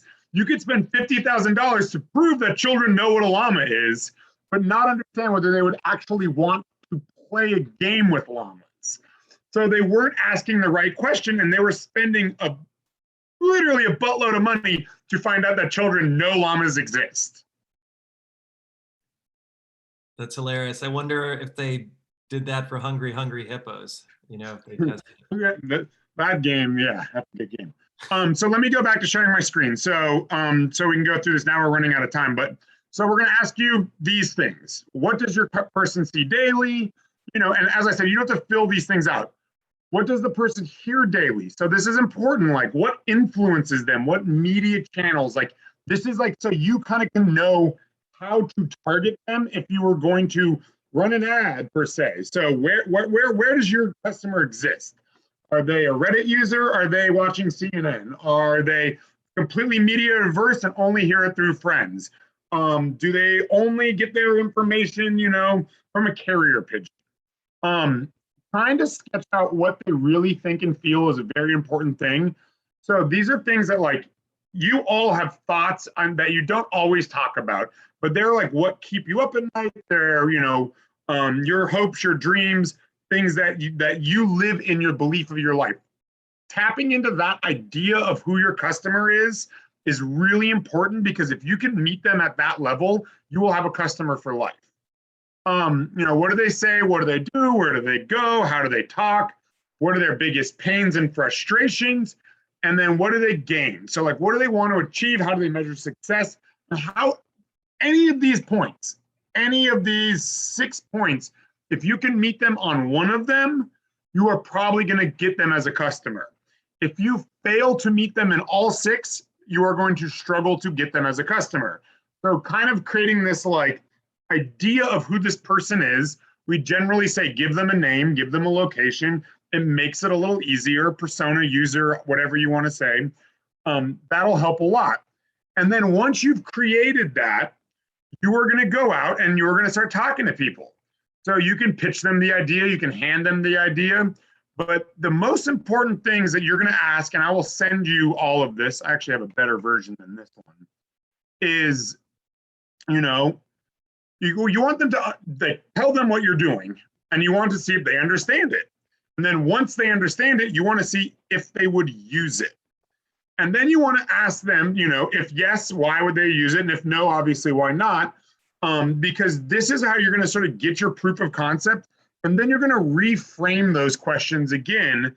And I mean, you can write it down. You can create spreadsheets. You can create, you know, the best ones I've seen before are, you know, sort of like they said this, and then the next person I asked the same question. So it's like if you're building on it. But these are really what we're going to ask you to do, is sort of take these MVPs and these sketches and these and come up with a way to present it to someone that makes sense. And if you present it to them and it doesn't make sense, then go back to the drawing board and say, why is what I'm showing them not making sense? Now, the majority of you pitched us today. You told us what your markets were. You told us what your value proposition was. And you told us what you want to offer. So I didn't see anyone that was like completely out to lunch that's like, I really want to start a sandwich company, so I'm gonna buy a small plane. I'm like, okay, probably one gets to the other. I think you guys are on the right path, but it's creating that way. And when you present the information the first time, you may not get the results you want back. That's fine, that happens. So then you're gonna ask yourself why, and you have to do a little analysis, and you're gonna have to either pivot or change either your questioning, how you're presenting the product, or something else. And then when we meet again in February, you're going to say, fifth, you're going to say, this is what I learned. And you're going to say, this is what I changed. This is what I didn't change. You'll have 90 seconds again, if everyone stays, you know, within the program. If more people drop out, you may have a little bit longer. But we don't want you to drop out. We want you to go through it. Even if you don't launch, just learning these steps will work for any business idea forever. This is the process. Like the guy who was selling, like he was like, well, people wear shoes. I don't know. Hey, do your feet hurt? Yeah, maybe you should wear shoes. Like in BC, you know, like this was the questions that people were asking, you know? So I want you guys to just get there. And also become a detective about what you're doing. You want to be so overwhelmed with information about your idea that when you start really framing it as a brand and to pitch to an investor, there's nothing that surprises you when they're questioning, like, do kids like llamas? I love it. Like Peter said, like, stick with it, because you're going to get so much out of it when you get to the end of this program and you actually pitch. Even if you don't want to bring this product to market, you'll always have the skill that you can apply to freelance, that you can apply to like a regular job, or you can apply to your own company. And so with that, since we have like about 3 minutes left, does anyone have any final questions? Because the most important part is that you understand what you're doing for the next 2 months before we meet. And you don't have to be perfect, right? If you try it and you like stumble a lot, share that learning. And then Peter and I and Paxton and the mentors that we've met, the new people that you'll meet are here to help you through that. There's no judgment, right? It's just we're learning this together. So I want you to have the opportunity now. Are there any other questions like it? And if you're not clear, don't be silent, like just ask, because I guarantee you probably 14 other people are wondering the same thing as you. Yeah, Jonah, question? Yeah, I have a question in regarding to the minimum viable product. For example, my product is a platform. So do I actually need to code it, or a prototype would be enough? So that is exactly, I think, what Felipe made a good point of is you also want to tell a story. Coding something up and asking someone to get down into the nitty-gritty details of how it works isn't really doing customer discovery. That's doing product testing in the sense of like, does the product work? Does it fail? You are doing customer discovery. Would a customer use your product? So you are really pitching them. And I think, I'll find the name. Someone had nailed it. They just had like a couple user screens.